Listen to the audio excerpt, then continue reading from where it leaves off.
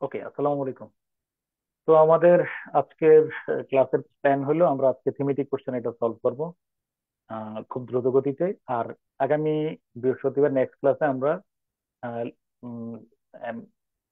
Combination of sentence মানে synthesis of sentence sentence দুইটাকে সংযুক্তকরণ, কোন কোন কনজাংশন গুলো আমরা সবচেয়ে বেশি ব্যবহার করি। আমার মনে হয় 10 মিনিটের বেশি আমার সময় লাগবে না, এগুলো মাথায় রাখলে একেবারে রেয়ার। আমি সামারিটা বলে রাখি। দো, মনে রাখবা, দো অলদো, এই গত ক্লাসে যেটা বলছি, in spite of despite, though although, আর হলো বাট। একেবারে মাস্ট কম্বিনেশনের মধ্যে একটা বা দুইটা থাকবে। আর একটা হলো যদি because of on account of, due to, owing to, এটার সাথে অ্যাজ, সিন্স, বিকজ। হ্যাঁ শুনো, as, since, because, before, after, fine, while. এটা একটা কমপ্লেক্সে, আর কম্পাউন্ড হলো এন্ড।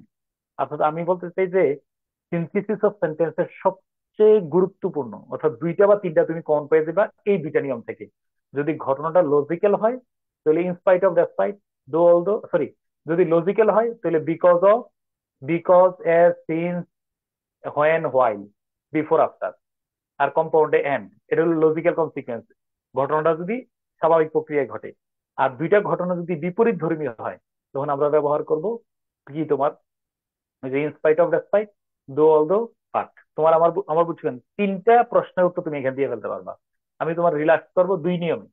তাহলে দুইটা নিয়ম মাথায় রাখলে আমরা সিনথেসিস অফ সেন্টেন্স বা কম্বিনেশন অফ সেন্টেন্সে অলমোস্ট তিনটা উত্তর করে ফেলতে পারবো। আমার মূল মেসেজটা বুঝছো কিনা? জি স্যার। স্যার একটু ক্লিয়ার করে তাইলে বললে ভালো হয় স্যার। মানে দুইটা, যেমন ওই যে হি ইজ পুয়ার বাটনে, আচ্ছা পরের ক্লাসে বুঝছো, মানে আমি বলতে চাচ্ছি দুইটা কথা মাথায় রাখলে, দুইটা কনজাংশন, দুইটা মানে কনজাংশনের দুইটা ধারা মাথায় রাখলে তুমি অলরেডি অলমোস্ট তিনটা উত্তর করতে পারবা। আমার অবজারভেশনে সেটা বলে। আগামী ক্লাসে আমি প্রথম 10-15 মিনিট একটা টাচ করবো। আর একটা হলো এই পাংচুয়েশনের মধ্যে দুই একটা নিয়ম। Punctuation you are all good, তোমরা সবাই ঠিক আছে, কোনো সমস্যা নাই। দুইটা নিয়ম হয়তো একটু একাডেমিক্যালি দেখে নিলা, 5-7 মিনিটে বা 4-5 মিনিটে আমি একটা শীট গো থ্রু করবো। ডান। তারপরে উম, আমার মূল কাজ হলো এরপরে আমি আমার সামনের দিক থেকে নেক্সট উইক থেকে যে টার্গেট সেটা হলো অ্যাবস্ট্রাক্ট আইডিয়া গুলার মধ্যে, যেমন ধরো সংস্কৃতি নিয়ে প্যাসেজে আছে, তাহলে আমি গুড গভর্নেন্স, তারপরে ফেসিজম, তারপরে মানে যে রিলেটেড অ্যাবস্ট্রাক্ট আইডিয়া যেগুলা, হ্যাঁ মানে কালচার, লিটারেচার, এইগুলা থেকে কিন্তু আমাদের অনেক সময় ট্রান্সলেশন, রিট্রান্সলেশন অথবা কি আসে বলো, প্যাসেজ আসে। মাইক্রোফোনটা একটু কাছে নিয়ে কথা বললে ভালো হয়। হ্যাঁ, যেমন টলারেন্স, শুনো, টলারেন্স, তারপরে ধরো টলারেন্স, এই এই টলারেন্স বা এই ধরনের বিষয়গুলো কিন্তু এর আগে আসছে। রেশনাল থিঙ্কিং, খেয়াল করছো কিনা? অ্যাবস্ট্রাক্ট আইডিয়া নিয়ে কিন্তু প্যাসেজ আসছে, আসে না? হ্যাঁ বা না বলো। জি স্যার। তো সামনে আমি আসে স্যার। এই হ্যাঁ, তাহলে আমি এবার মানে একটা বড় প্যাসেজ নেবো না, ছোট ছোট প্যাসেজ সিলেক্ট করব, যেটা থেকে থিমেটিক কোশ্চেন 5টা করে দিতে পারি, যেন আমি একটা ক্লাসের মধ্যে পুরোপুরি শেষ করতে পারি সেই টার্গেটে। পরবর্তী আগামী রবিবার থেকে আর কি আমরা কিন্তু ধারাবাহিকভাবে চলবে। ট্রান্সলেশনের কোনোদিন কোনোদিন ট্রান্সলেশন, কোনোদিন রিট্রান্সলেশন, এভাবে করে যাবে আর কি। তারপরে আর যেটা এখন বলতে চাচ্ছিলাম যে আর্গুমেন্ট রাইটিং। আর্গুমেন্ট রাইটিং এর যে ধারাটা আমি তোমরা ক্লাসের শুরুতে বলছিলাম, এটা আমি দিয়ে দেবো। এই আর্গুমেন্ট রাইটিং এর ধারা হলো, আমি এটা হলো এসের টেকনিক পার্ট 3।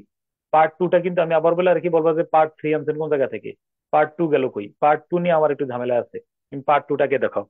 পার্ট 2 এর বিষয়টা ছিল এসে টেকনিক পার্ট 2। দেখো পার্ট 2তে কি ঝামেলা, এসে টেকনিক পার্ট 2, এটা তো নাকি? হুম, হুম, পার্ট 2 স্যার হলো এটা। স্ক্রিন শেয়ারিং নাই স্যার, স্ক্রিন ও শেয়ারিং আহ, নাই। ও, স্ক্রিন শেয়ার ছাড়া আমি এতক্ষণ দেখাইছি তোর, না স্যার, বলবা হঠাৎ না? করে কেটে গেছে। ও, ছিল স্ক্রিন শেয়ার এখন কেটে কেটে গেছে, গেছে। ও কেটে দিছিলাম, আচ্ছা আচ্ছা হুম। আচ্ছা, হ্যাঁ। পার্ট 2 হইলো এটা, 21 এসএস। 20 এসএস মানে আমি 21টা গুরুত্বপূর্ণ রচনা, ধরো impact of climate change, ICT development Bangladesh, Padma bridge, food crisis, food delta plan, communal harmony, empowerment women. এগুলো অধিকাংশ রচনার মধ্যেই উম, দালালির ছাপ আছে। দালালির ছাপ বুঝছো কিনা? জি স্যার। জি হ্যাঁ, স্যার। হ্যাঁ, জি স্যার। হ্যাঁ। স্যার তো এইখানে ওইটারে, জি স্যার। রেফারেন্স পাবেন যেন। হ্যাঁ হ্যাঁ হ্যাঁ, এটারে আমি পুরাটা আমি কারেকশন করার পরেই তোমারে দেবো। এই পয়েন্টটা হলো, যেমন ধরো আমি এটাতে কি কাজ করছি, এটা তোমার একদিন শুধু আমরা ক্লাসে অ্যানালাইসিস করবো। ইম্প্যাক্ট অফ ক্লাইমেট চেঞ্জ, ওই যে তোমাদেরকে আমি ক্লাসে বলছিলাম নি রচনা গুলার পয়েন্ট লিখবা। জি জি স্যার স্যার। বলছিলেন। জি স্যার হ্যাঁ, তো বলছিলেন। পয়েন্ট পয়েন্টটা লিখে রাখলে কি সুবিধাটা এটা আমি আমি জানি। কারণ ফ্রি হ্যান্ড রাইটিং পয়েন্ট, তুমি এটা বিশ্বাস করো, পয়েন্ট মাথায় থাকলে তুমি কিছু না কিছু লিখতে পারবে, এটা এটা বিশ্বাস করো কিনা? জি স্যার। অ্যাবসলিউটলি।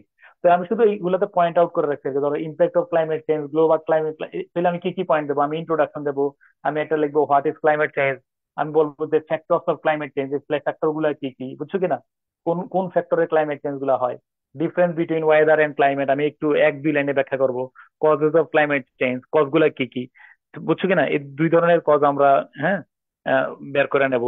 তারপরে natural impact of climate change, এগুলোতে আমার বেশ তেমন, এগুলোতে তোমার দিয়ে দেবো আর কি। এটাতে তেমন আমার কোনো হাত দেওয়ার কোনো কাজ নাই, ঠিক না? এটাতে মোটামুটি তো আর সরকারি ইয়া নাই। আইসিটি ডেভেলপমেন্ট, এই যে এইগুলো আমার কারেকশন করার লাগবে, বুঝছো কিনা বিষয়টা? কোন জায়গায় সমস্যাটা? শেখ জি হাসিনা। স্যার। হ্যাঁ হ্যাঁ স্যার হ্যাঁ। কোটেশনের সমস্যা। হ্যাঁ, কোটেশন গুলোতে বেশি সমস্যা গেছে। তো বিল গেটস তো আমার সমস্যা নাই, বিল গেটস এর সমস্যা না। What is ICT? তাহলে আইসিটি নিলে ধরো আমি রচনা ICT development Bangladesh, ICT related কোনো প্রশ্ন আসলে আমি কিভাবে ইয়া করতে পারবো? কম্পোনেন্ট অফ আইসিটি এগুলা কি কি, এগুলো তো, হ্যাঁ, ওকে। তারপরে হলো আইসিটি সেক্টর, কোন কোন এই গ্রোথ গুলা কি কি, এগুলো সমস্যা নেই, এগুলো সব জায়গায় দিতে হবে। আমরা যেমন ধরো এখানে এই হজরত মোস্তফা জব্বারকে আনতে পারবো? না এই স্যার। যে না স্যার, এখন আর আনা যাবে না স্যার। নষ্ট হয়ে গেছে স্যার। এই যে দেখো, এটা হলে কি অবস্থা হবে তোমার, বলো? স্যার স্যার সোজা তাহলে ফ্রিতে এখন পাঠাই কাদের দিতে হবে উক্তিগুলো আপনার ব্যবহার মতো। করবো স্যার? হ্যাঁ, আপনার মতে। উক্তি এখন ব্যবহার, উক্তি ব্যবহার করতে হবে এমনটা যেটাতে তোমার শহীদ হয়। ইন্টারন্যাশনাল ফিগার, যেটাতে কোনো ইয়া নাই। আর ইনস্ট্যান্ট আমি স্যার তাহলে কোনো, তো ডক্টর ইউনূসের অনেক উক্তি ব্যবহার করা যাবে স্যার। অফকোর্স, অফকোর্স এই মুহূর্তে এটাই বেশি খাবে, কোনো সমস্যা নেই। এই রিলেটেড কোন পাইলে তো এই উক্তিগুলোর জন্য আমি দিতেছি না। হাওয়েভার তোমার এই স্যার এই শীতের এই পদ্মা ব্রিজ বাদ এই রচনায় টোটাল এটা দরকার নেই আমাদের। কিন্তু তারপরে এটা স্যার একটা প্রভাব আছে। আমাদের স্যার কিছু ইম্পর্টেন্ট এসে দিয়ে দিলে আমরা ওইগুলো পয়েন্ট হ্যাঁ আনতে হ্যাঁ, এই করতে যে পারতাম। এই শীটটাই আমি একটু ইয়ে করে দেবো, এই শীটটাই আমার একটু আপডেট করার সুযোগ দিও। এই শীটটা ফুড ফুড ক্রাইসিস, এটা তো সবার জন্য, যেমন বিল গেটস, নেলসন ম্যান্ডেলা, এটা তো কোনো সমস্যা নেই। তোর ফুড ক্রাইসিস যদি রচনা আসে, তাহলে আমি কি কি রচনা পয়েন্ট দিতে পারবো? তোর এক নম্বর ইন্ট্রোডাকশন পয়েন্টটা দিতে পারি, তাই না বলো? জি স্যার। আচ্ছা, এটা দেওয়া যাবে। ইন্ট্রোডাকশনের মধ্যে হ্যাঁ, ইন্ট্রোডাকশনের মধ্যে একটা খেয়াল করে দেখো। আহ, এই যেমন ধরো ইন্ট্রোডাকশনের মধ্যে ফুড ক্রাইসিস শব্দটা আসলে আমি ইউক্রেনের কথাটা কোনোভাবেই ইন্ট্রোডাকশনের মধ্যে নিয়ে আসতে পারি কিনা, বলো? জি স্যার। জি স্যার। দ্যাট কারণ মিনস আমি ইউক্রেন তোমারে, তো অনেক গম উৎপাদন হয়। আমি তোমারে মানে এই যদি বুঝাইছি যে মানে আমি কোনো ইন্ট্রোডাকশন আসলেই আমি ফুড ক্রাইসিসের একটা বড় সংকট হলো, যেখানে বিশ্বের রুটির ঝুড়ি যেটা, যেটাকে বলা হয়, সেটাই এখন আক্রান্ত। কথা বুঝছো? এটা হলো ক্লু। তাহলে what is food crisis, present situation, present situation আমি যদি ব্যাখ্যা করতে চাই, আমি অবশ্যই দেবো a man never can be wise with an empty stomach, পেটে খিদা থাকলে কোনো মানুষ জ্ঞানী হইতে পারে না। তারপরে প্রেজেন্ট সিচুয়েশনটা দিয়ে দেবো। এগুলো তো আমার টোটাল, এগুলো তো কিন্তু এই যে just এই বাক্যটা যদি তুমি দাও, এরপর দুই তিনটা লাইন যদি তুমি এই রিলেটেড লেখা দাও, আমার মনে হয় যে তারাই আসতে পারবা। গ্লোবাল রিপোর্ট গুলা কি, 2024-এর রিপোর্ট তোমরা বের করে দিতে হবে, আমার কাছে আপডেট করে নাই। ওকে, হ্যাঁ, cause of food crisis, cause গুলা কি কি। ওকে, তো এইগুলা শুধু তুমি আমার মনে হয় একবারও যদি পড়ে দাও, আমি দেওয়ার পরে তোমার স্যার পিডিএফ কপিতে এনার্জি, স্যার এনার্জি রিলেটেড কিছু আছে? আছে আছে আছে আছে, এই ভিতরে আছে, তুমি পরের রচনাগুলো পড়ো, হ্যাঁ, দেখবে। এই যে যেমন দা আর্থ, এটা তো আমার রচনার মধ্যে দিছি, the earth prosaic in the realm of hunger, the full full moon seems a piece of fried bread, মনে নাই? হ্যাঁ, শুধু বাদ দিতে হবে stop the war, deliver food to all, Sheikh Hasina call to world leaders, এগুলো আমরা, এগুলো শুধু বাদ দেবো আর কি। এটা আমরা চাইলে stop the war, deliver food to all, এখানে শেখ হাসিনার জায়গায় যদি আমরা ইউনুস চুপ করে বসাই দেই, তাহলে কি ইউনুসের মতের সাথে এটা কি সাংঘর্ষিক হয়? না না স্যার, স্যার। না স্যার। ওই পজিটিভ যে বাক্য। ধরো জাতিসংঘে আসবেন, নিশ্চয়ই তিনি কোনো না কোনো এই ইয়াতে এইরকম কথা বলে ফেলছেন, নাইলে না বললেও তার মনের মধ্যে এই ধরনের কথা আছে, যে আপনার যুদ্ধ বন্ধ করে সবারই খাবার টাবার দেন, কোনো সমস্যা নেই, তাই না? এটা সবার মনে কথা। ডেল্টা প্ল্যান এগুলো তো আহ, বাদ দেবো না, তারপর আমরা হারাবে না। এই কমিউনাল হারমোনি, হ্যাঁ, শুধু এখানে I have given you independence, now go and preserve it, বঙ্গবন্ধুর কথা।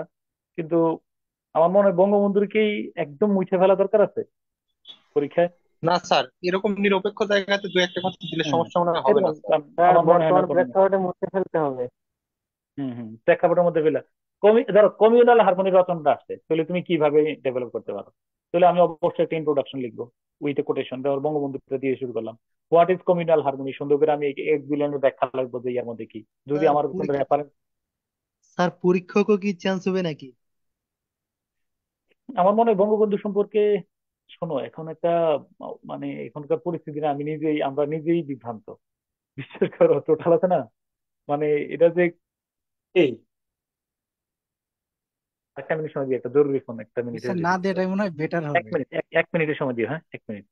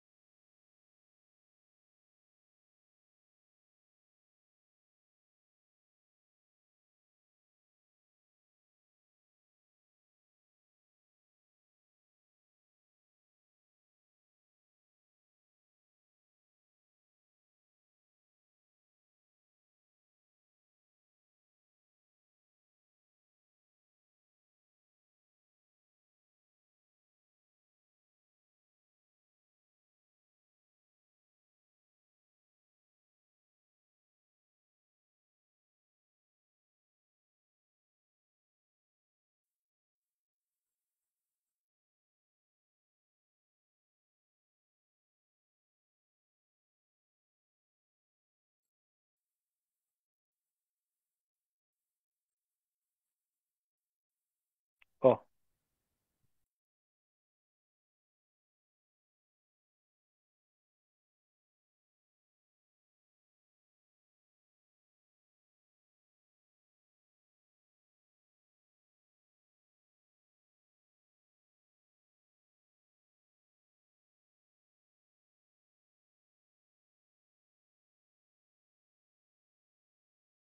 সরি, হ্যাঁ বলো, কতটুকু ছিলাম ওই যে এরকম আর কি। হ্যাঁ, তো ঠিক আছে, এটা নিয়ে আমি একটু পরে কথা বলি, যেহেতু আমি এটা নিয়ে কথা বলবোই। হ্যাঁ, এটা আমি একটু আপডেট করার সুযোগ দিও। Empowerment of women, as a woman I have no country, as a woman I want no country, as a woman my country is the whole world. এটা আমরা দিতেই পারি, বলো দিতে পারি না? হ্যাঁ বা না বলো? জি স্যার অবশ্যই। all the all the noble creation and perpetual welfare of the earth, half contribution of men and half contribution of and half of women, Kazi Nazrul Islam. এই বিশ্বে তো অর্ধেক অর্ধেক তার নর অর্ধেক তার নারী, অর্ধেক তার কিনা, অর্ধেক তার অর্ধেক করিয়াছে তার নর করিয়াছেন আর অর্ধেক তার নারী। তার নারী, দিতেই পারি। এগুলো দিয়ে আমরা শুরু করতে পারি ইন্ট্রোডাকশন। ওই এম্পাওয়ারমেন্ট অফ স্যার উমেন রচনা রাখলে আমরা কিভাবে সাজাবো, শোনো, ওই যেই ক্লাসে আমি এই রচনাটা পড়াবো, তোমরা একটু ব্রেনটা ক্লিয়ার করে আগে আমার সাথে সাথে ব্রেন স্টর্মিং করবা যে এম্পাওয়ারমেন্ট অফ উমেন রচনা আমি কিভাবে সাজাতে পারি। তাহলে অবশ্যই আমি এরকম ধরনের একটা কোটেশন দেবো, শিওর। এটা যদি একটা আগে দেই একটা শেষে দেবো, আমার কথা বুঝছো কিনা? ভূমিকার মধ্যে জি আমরা স্যার অবশ্যই নিয়ে আসতে পারি, ধরো তুমি ইনস্ট্যান্টলি ভূমিকা লিখতে পারতেছো না, তখন ওই যে আমরা এটা বলে দেবো, ওই যে আমরা রচনার জন্য যে কমন ফরম্যাট নিচ্ছি না, এই মাস্ট অফ ইস্যু বলবো। তারপরে as a vehicle can not, একটা তেল ছাড়া যেমন গাড়ি চলে না, ঠিক নারীর ক্ষমতা ছাড়া দেশ ভালোভাবে চলতে পারে না। এম্পাওয়ারমেন্ট একটা বাজ ওয়ার্ড। তারপরে সব চিন্তাবিদরা এটা নিয়ে চিন্তা করতেছে। তারপরে আমরা যদি উন্নত বিশ্বের সাথে, হ্যাঁ, তাল মিলাতে চাই, তাহলে এটা একটা পিলার হিসাবে, সিগনিফিকেন্ট পিলার। এই মিলতেছে কথা? জি জি স্যার। স্যার এইভাবে দিয়ে ফেললাম হোয়াট ইজ এম্পাওয়ারমেন্ট উমেন, আমরা বলবো যে আসলে এটা কোনো চূড়ান্ত সংখ্যা নাই, তুই যে যেটা বলছি ইউনিভার্সাল এক এক দেশে। বলো, সৌদি আরবের এম্পাওয়ারমেন্ট উমেন, নিউজিল্যান্ডের এম্পাওয়ারমেন্ট উমেন, বাংলাদেশের একরকম হবে কিনা? না স্যার সব না আলাদা স্যার, স্যার। না স্যার। আলাদা। It is an umbrella concept. এই সমস্ত ক্ষেত্রে তুমি টুক করে একটা শব্দ দিয়ে দিবে আমব্রেলা কনসেপ্ট। আমব্রেলা কনসেপ্ট মানে অনেকগুলো আইডিয়া মিলে একটা কনসেপ্ট তৈরি হয়, এটা হলো এম্পাওয়ারমেন্ট। এককভাবে এইটাই এম্পাওয়ারমেন্ট উমেন, এটা হইতে পারে না কোনো জাতির জন্য। টেরোরিজমের কোনো একক সঙ্গে হয় না। তো ঠিক এরকম আর কি। হ্যাঁ, তারপর আমরা এইভাবে করে দুই একটা ইম্পাওয়ার সংজ্ঞা দিয়ে দিলাম। তারপরে ডাইমেনশন অফ এম্পাওয়ারমেন্ট, এইগুলো তো তুমি দিতে পারবে যে ডাইমেনশন গুলো কনসেপ্ট কোন কোন জায়গার মধ্যে আমরা ইয়ে করতে পারি। অফকোর্স এটা নিয়ে তুমি এক লাইন 2 লাইন করে অ্যানালাইসিস করলাম। তারপরে গোলস অফ এম্পাওয়ারমেন্ট, তাহলে কি এর গোল গুলো কি কি হতে পারে? এটা চাইলে আমরা কি একটা বক্স আকারে দিতে পারবো না গোল গুলো কি কি?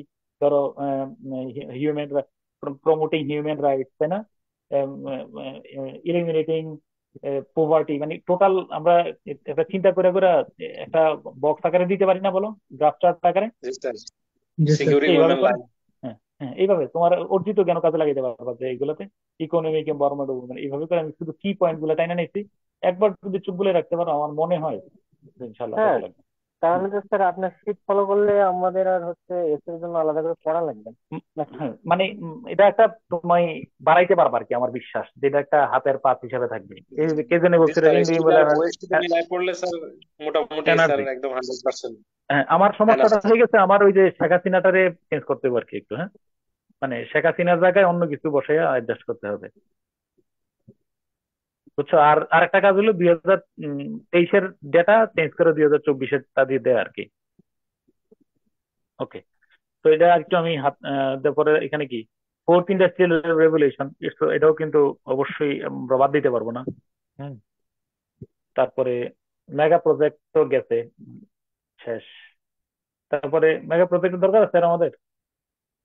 স্যার না মেগা স্যার, এটা প্রজেক্টের, আর আসার কোনো সম্ভাবনা নেই তো স্যার। মেগা প্রজেক্টে যে স্যার নেগেটিভ স্যার মেগা মানে প্রজেক্ট গুলো যে ওইগুলো নেগেটিভলি দেওয়া এখন যায়। ডেভেলপ হয়েছে ওইগুলোর উপরে আসতে পারে কিনা আমি। এইগুলার উপরে আসবে, কারণ যেই পরিমাণ যেমন স্যার লোন ওই যে আমাদের 150টার উপরে আমাদের পাওয়ার প্ল্যান্ট আছে, সেখানে 28,000 মেগাওয়াট বিদ্যুৎ উৎপাদন করার সক্ষমতা হয়েছে, স্যার বাট ষোলো বিদ্যুতের হাজার চেয়ে হয়তো মেগাওয়াটের লোডশেডিংটা বেশি চাহিদা ইম্পর্টেন্ট স্যার। সেটা আমরা তৈরি হুম করতে পারতেছি না, বাকিগুলো ক্যাপাসিটি চার্জে হুম বসায় রেখে হুম খরচ। হুম সাস্টেনেবল ডেভেলপমেন্ট গোল, এটা তো বিদ্যুতের চেয়ে ইউনিভার্সাল, স্যার এটা। লোডশেডিংটা ইম্পর্টেন্ট বেশি। হ্যাঁ, হুম ডক্টর হুম ইউনূস হুম সাহেবের কিছু কনসেপ্ট আছে, ওগুলোর উপরে তো আসতে পারে, যেমন হ্যাঁ 3-0, এই যে হ্যাঁ এই 3-0। টাইপের কিছু কনসেপ্ট আছে। ই গভর্নেন্স, ওকে, ঠিক স্যার আছে, আমি এটারে এইগুলো একটু স্যার একটু অ্যাড করে দিলে। এটারে আমি একটু সাজাইতেছি ইনশাল্লাহ, হ্যাঁ, তোমার বলতেছেন আর কি। ওকে, হ্যাঁ, তাহলে আল্লাহ হাফিজ। তাহলে আমরা এই তাহলে এগুলো স্যার আমার কালচারের উপর যদি কোনো এসের ইয়ে থাকেন স্যার ভালো হতো স্যার, কালচার রিলেটেড আছে, এসে কোনো। এটাও মনে হয় আছে কিনা যে অ্যাড করা থাকার কথা, তো দেখি তো। তো এইটা খুব একটু মানে সমস্যা করে যে কি কি পয়েন্ট রিফিউজি আর লিখবো। এম জি সেক্টর, দাঁড়াও, কোভিড-19 কালচার নিয়ে তো এড করার কথা ছিল, কালচারাল হেরিটেজ অফ বাংলাদেশ, শুধু এগুলা নিয়ে এক লাইনে ক্লিন করে লিখবা, এই পয়েন্ট গুলো মাথায় রেখো, হ্যাঁ, ঠিক আছে। স্যার হ্যাঁ স্যার আপনি তো হচ্ছে যে আমাদেরকে একটা কাজ দিছিলেন এই যে এরকম ইম্পর্টেন্ট এসে গুলোর উপরে পয়েন্ট আউট করে লেখার জন্য, কিন্তু স্যার হুম। মানে সাহসী গুলো ছিল না যে মানে কিভাবে শুরু করবো। স্যার আপনি যদি এখন আনলে স্যার এই শীটটা একটা দিতেন স্যার, মানে দিয়ে খুব দিয়ে দেবো। তাহলে আমার আরো উপকৃত হইতো। কয়েকদিন সময় দাও, আমার এটা ওই এটা নিয়ে আমি আর একটু তো হাত দিতে হবে, হ্যাঁ। আচ্ছা আচ্ছা স্যার, একটু আর্লি দিলে আমরা আমি শুরু আমি করতে পারতাম দাঁড়াও, পড়া। আমি এটারে রিফর্ম করার পরে আমি তোমার দিয়ে ফেলবো এমএস ওয়ার্ড কপি, তারপর তোমার মতো করে তুমি নোট করে ফেললো এটার উপরে, হ্যাঁ, জি স্যার। মানে জি এটা তুমি স্যার। সংশোধন করে নিলা, ডান। আচ্ছা, এখন তো তোমরা একটু বলছিলে যে argument writing, sir argument writing sir একটু বলে নি হ্যাঁ বলো। স্যার ওই যে প্রেজেন্ট যে মানে যুদ্ধ চলছে এই যুদ্ধ সম্পর্কে একটা ভালো গুছানো ই করিয়েন তাহলে। ইউক্রেন, হ্যাঁ, মানে এই যে বর্তমান ইউক্রেন বা মিডল ইস্টের মধ্যে, হ্যাঁ ধরো ফিলিস্তিন কিংবা আমার ইসরায়েল প্যালেস্টাইন, সম্পর্কে। হ্যাঁ হ্যাঁ হ্যাঁ। আচ্ছা ঠিক আছে, দাঁড়াও এটা, তো তোমার আর্গুমেন্ট রাইটিংটা একটু বলে রাখি। স্যার এখন ইসরায়েল ফিলিস্তিনের যে যুদ্ধটা স্যার, এখন স্যার পুরো মধ্যপ্রাচ্যে ছড়িয়ে পড়তেছে স্যার, লেবাননের সাথে হুম শুরু হয়ে গেছে ফুললি। তো হুম এটা মানে পুরো হ্যাঁ, মধ্যপ্রাচ্যকেই একদম মিডল ইস্ট সংকটে কিন্তু ক্রাইসিসটাই আছে, মিডল ইস্ট ক্রাইসিস একটা পয়েন্ট, হ্যাঁ। ওইভাবে এখন পড়া আচ্ছা, দরকার। তো দেখো এখন আমি যেটা আজকে যে শীটটা দিয়ে দেবো, তোমরা একটু দাদা ইতিমধ্যে পরীক্ষা আছে বলছিল যে পত্র বাংলা টাংলা, ইতিপূর্বে এসে টেকনিক পার্ট 1 এবং 2, 1 তো আমরা পড়ছি আগে, 2টা নিয়ে আমি ডেভেলপ করে আবার তোমার দেবো। এটা তো ক্লিয়ার নাকি? রচনা, বেশ কিছু রচনা ডেভেলপ করার কৌশল জেনেছি, হ্যাঁ। আহ, বাংলাদেশ ব্যাংকের সিলেবাসে 30 নম্বর একটা আর্গুমেন্ট রাইটিং ইংলিশ সিলেবাস ভুক্ত করা হয়েছে এবং অন্যান্য নন ডেটা পরীক্ষাগুলোতে আসতেছে। তো এটা দিকে যেভাবে আমরা ডেভেলপ করতে পারি, যেই ধরনের টপিক গুলো আছে, is Bangladesh walking to path of Sri Lanka, এটা তো আর আমরা লেখা লাভ নাই নাকি, অলরেডি অলরেডি কি হয়েছে বলো, শ্রীলঙ্কার থেকে সাকসেস, চলে আসছি স্যার। বাংলা পরীক্ষা স্যার কিরকম আর্গুমেন্ট আসতে পারে স্যার? সেম এটা এরকম, স্যার এরকম দেখো, হ্যাঁ। তো আমরা এই এমন একটা এই যে প্রক্রিয়ায় একটি আর্গুমেন্টেটিভ এসে লেখা যেতে পারে। তো ইন্ট্রোডাকশন টু প্যারাগ্রাফ, তো এখানে আমি বলছি যে প্রথমে দেখো একটা ইন্ট্রোডাকশন প্যারাগ্রাফ, প্রথমে একটা ইন্ট্রোডাকশন দেবো, তুমি এটা ভালো করে পড়ে দেখো। সেকেন্ড হলো বডি প্যারাগ্রাফ, বডিতে আমরা তিনটা পার্ট করে লিখবো, তারপর কনক্লুশন। তাহলে আর্গুমেন্টের হলো যে 3টা পার্ট, ইন্ট্রোডাকশন, তারপর হলো বডি, বডিতে মূলত তুমি কি করবা বলো, আহ এই পক্ষের তুমি যে সাপোর্টিং যে ডকুমেন্ট গুলো আর কি, হ্যাঁ, এই যে প্রথমে তুমি সুন্দর করে আগে পড়ো, তারপর আমি ব্যাখ্যা করবো। আর একটা internet does more harm than good, internet, এটার হোয়াট ইজ ইউর ভিউ, মনে রাখবা এই ভিউতে কি আমি আমি কি আহ এটা আমার স্বাধীনতা আছে কিনা নাই সেটা বলো। এটা কি আমি পক্ষে থাকতে হবে নাকি আমি বিপক্ষে যেতে পারবো? স্যার দুই পক্ষে লেখা যাবে স্যার, দুইটাই যুক্তি করা যায় দিয়ে। স্যার, দুই ওকে, দিকে কাইন্ডলি যাওয়া যায়। কাইন্ডলি তুমি আমার এই প্যাটার্নটা একবার পড়বা, তখন তোমার মাথায় চলে আসবে যে স্যার প্রথমে এই যে দুই দুই প্যারার মধ্যে তুমি আর্গুমেন্ট পরে দেখো তিনটা কথা, আমার কথা আরেকবার শুনো। আমরা চেষ্টা করবো এরকম, প্রথমে এলো এই যে আমাদের থিসিস স্টেটমেন্ট যেটাকে বলা হয়, এই প্রথমে একটু ভূমিকা সুলভ লিখলাম। সেকেন্ড হইলো আমরা এই দুই প্যারার মধ্যে কি করব বলো, দুই প্যারার মধ্যে কি কাজ করব? মানে আমরা আহ পক্ষে আমার যে বিপক্ষে। মতামতটা, আমার পয়েন্ট গুলো আমি ইয়ে করব, উপস্থাপন করব। আর এরপরে একটা অংশে এটা কি করব বলো,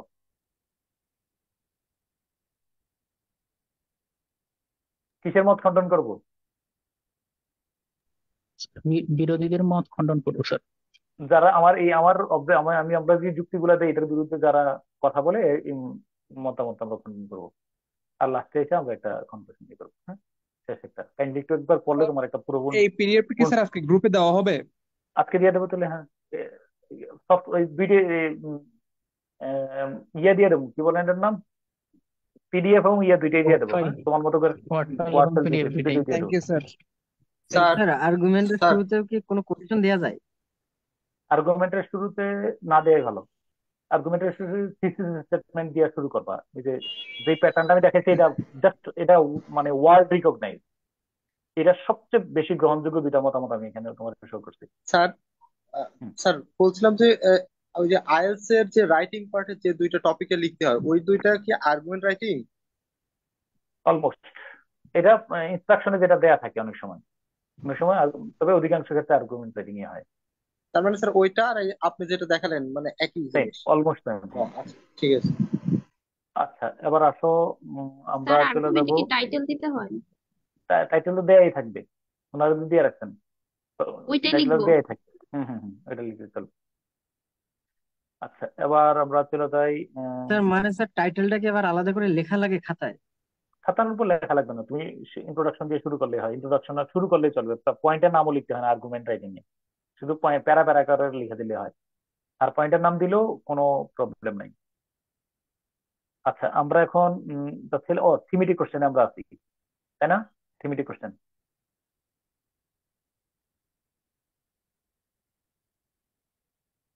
থিমেটিক কোশ্চেন।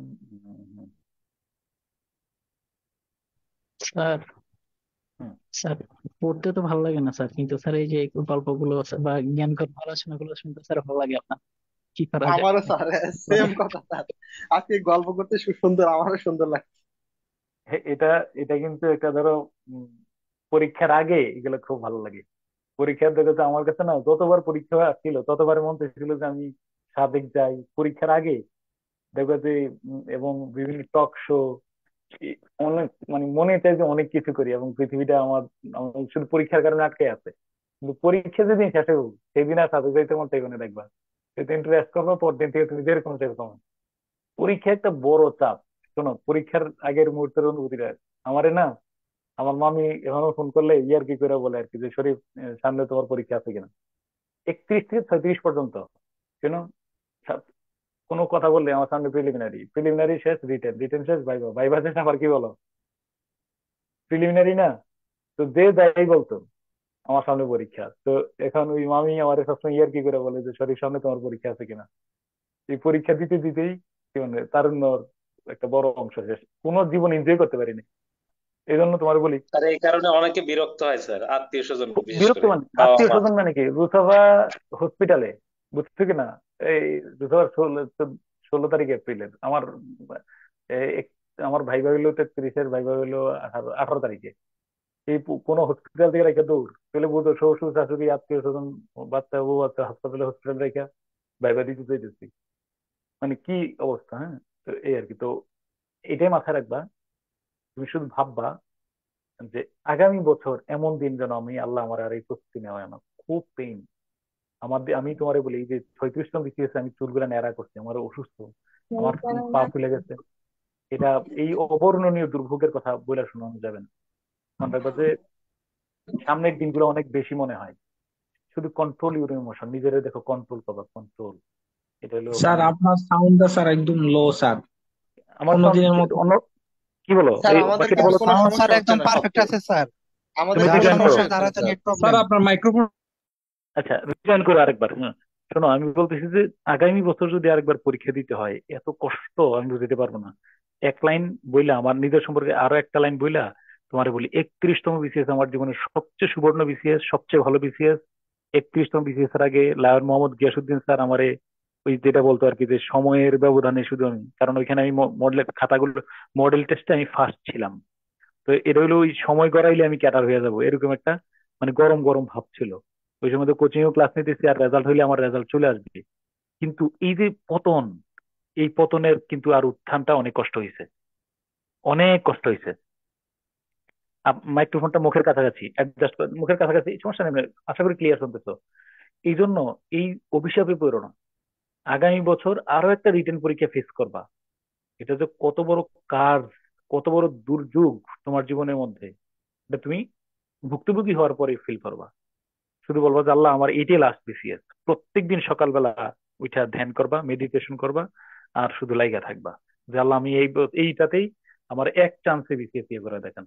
আর একটা লাস্ট করে বলে আর কি, তোমার মনে চাইবে যে আমি আর পরের বিসিএসটা ভালো করব। এইটাই তোমার জীবনে কাল হবে।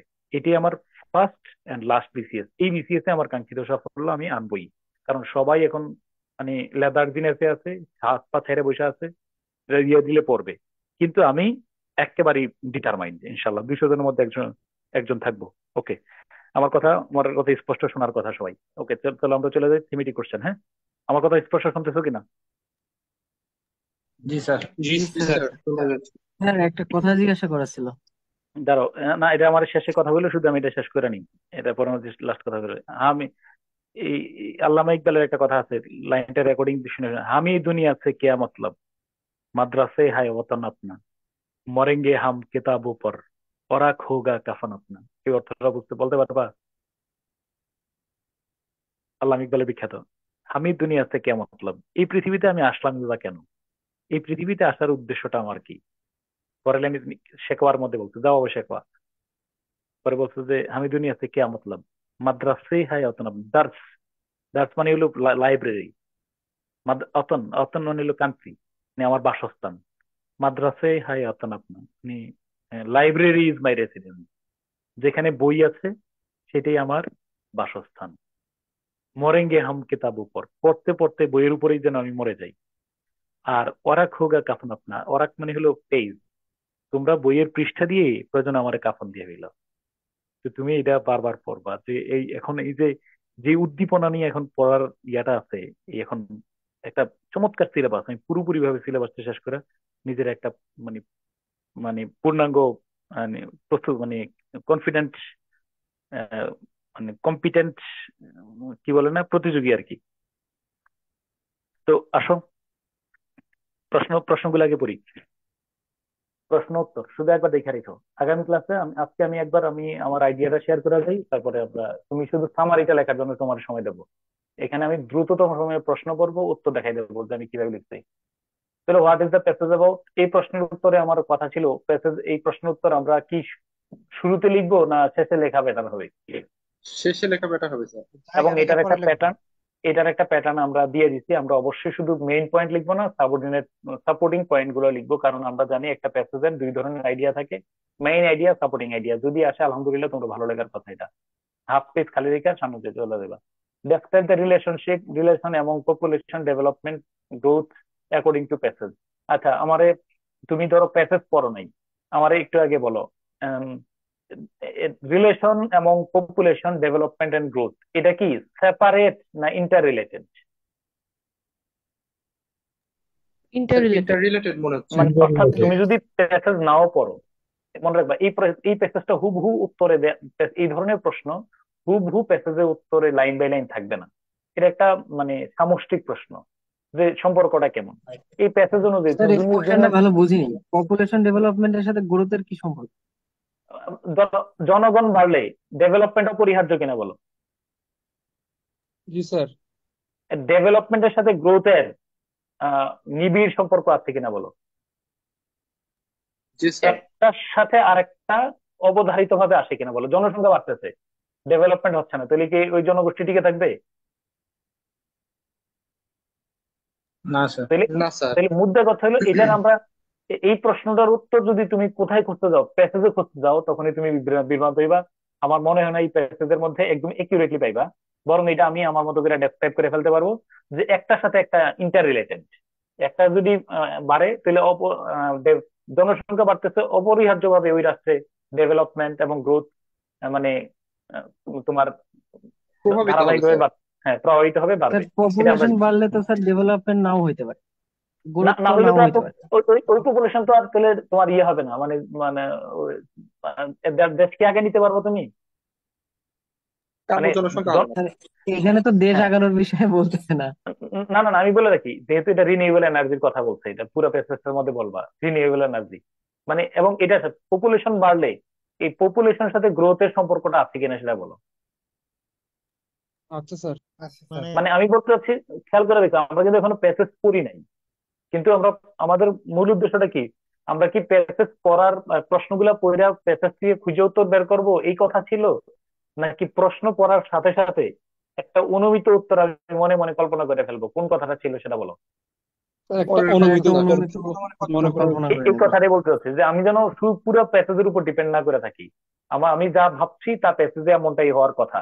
আমি ভাবতেছি দুইটার মধ্যে এই সম্পর্কগুলা আমি পার্ট এন্ড পার্সেল, মানে একদম স্যার ক্লোজলি আমি রিলেটেড। প্যাসেজটা স্যার পড়েছিলাম পুরোটাই, তো এই কোশ্চেনটার অ্যান্সার আমি আসলে ভালোভাবে বুঝতেছিলাম না, ডিরেক্ট এই নাই, জন্য স্যার ডিরেক্ট আমি নাই। কোশ্চেনটা করলাম। এবার দেখো আমি হ্যাঁ কিভাবে বের করছি, দেখো। হ্যাঁ, থার্ড প্রশ্ন, what what the scientist worried about. আমরা এখানে আমার আমার আমি কিন্তু এখানে আমি দেখবো যে কোন কোন জায়গায় বেশি, কোন জায়গায় উদ্বেগ প্রকাশ করছেন, উদ্বেগের বিষয়টা আমি বের করব। এখন কি আমি ওরিড শব্দটাই খোঁজ করব, নাকি উদ্বেগ যেখানে প্রকাশ করেছেন সেই ধারণাটা মাথায় রাখবো? এখানে উদ্বেগ উদ্যোগ প্রকাশ যেখানে করছে, প্রকাশ ধারণা করেছেন। প্রকাশ করছে। এরপরে দেখবা যে অনেক সময় একটা এক বাক্য দেয়া থাকে, massive burning of world coal reserve may lead two world wide ecological disaster. প্রচুর পরিমাণে কয়লা পোড়ালে কি হয় বলো? কার্বন রিলিজ হয়। বাস্তু সংস্থান ধ্বংস হয়। বাস্তু সংস্থার হ্যাঁ, উপরে বাজে প্রভাব বিকজ পড়ে sir. Coal burning emits the highest amount of carbon dioxide in the atmosphere. কারণ সর্বোচ্চ পরিমাণে কার্বন ডাই অক্সাইড নিঃসরণ হয় কয়লা পোড়ানোর মাধ্যমে। Do you support this view? Explain why or not. তাহলে আমরা এখানে প্রথমত প্যাসেজের আলোকে ব্যাখ্যা করে, তারপরে আমি বলবো যে আমিও সাপোর্ট করি, এরপরে আমি ব্যাখ্যা করলাম পক্ষে বিপক্ষে। ওকে, তাহলে এটার জন্য কিন্তু প্যাসেজ হাতড়ানোর দরকার নেই, এটা কিন্তু বলটা আমার হাতে।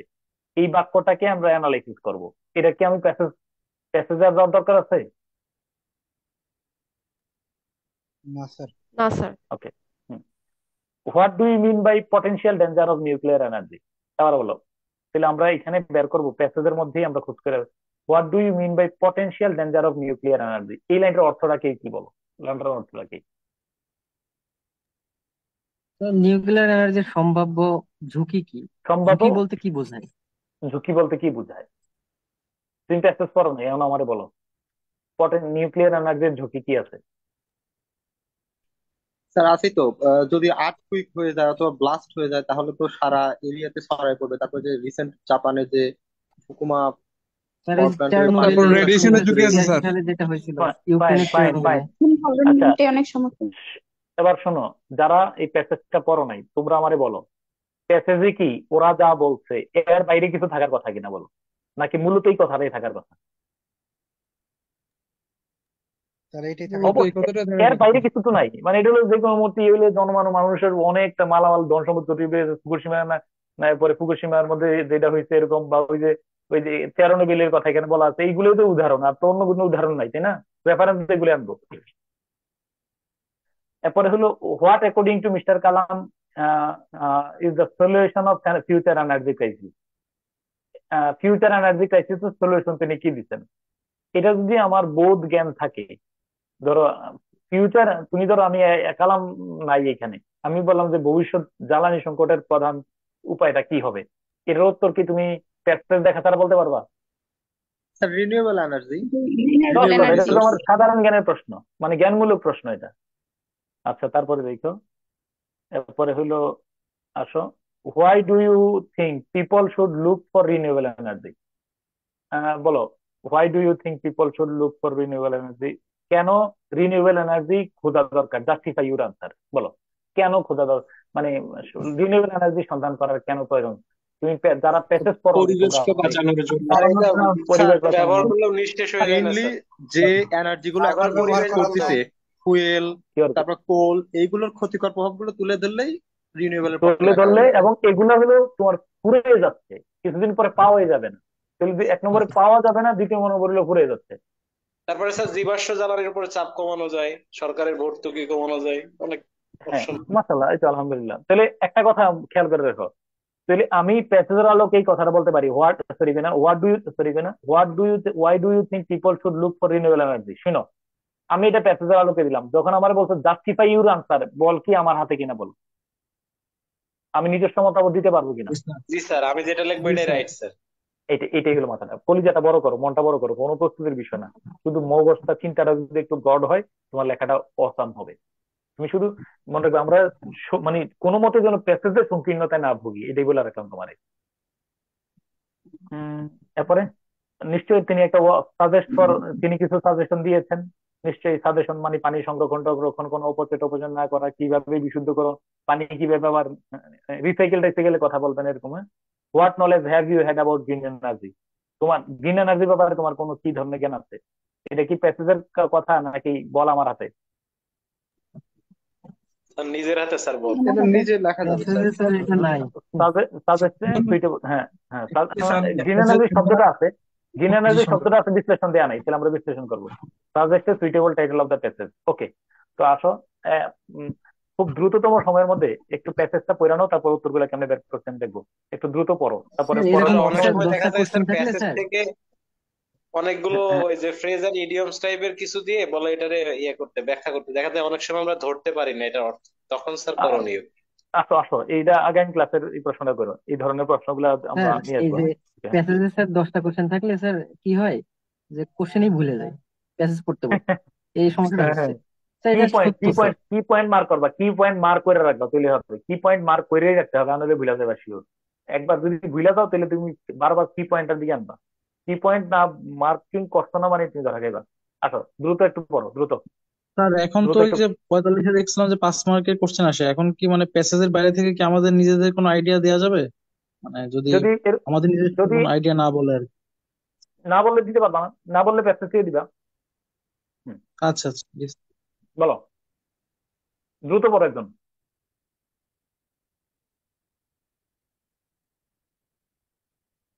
একজন ফ্লুয়েন্ট রিডার একজন পড়ো। Internationally accredited space scientist and former Indian president, widely known as the missile man of India, Dr. Dr. Abul Abul Bakir বাকির। Joinul Abedin. Sir, Abul Bakir Joinul Abdul Kalam, 1931 to 2015, addressed the delegated of the Space Summit on January 4, 2003, designed as a part of the 9th Indian Science Congress, which is organized by ISRO and Bangalore University. In the special session, the president delivered his lecture entitled Vision for the Global Space Community, Prosperous, Happy and Secure Planet Earth. The lecture encompassed aspects related to growth of technologies and human impact, society and economic growth, transformation of the human society into a knowledge-based society, environment, ecology, water and mineral resources as the world niche, sir, হুম,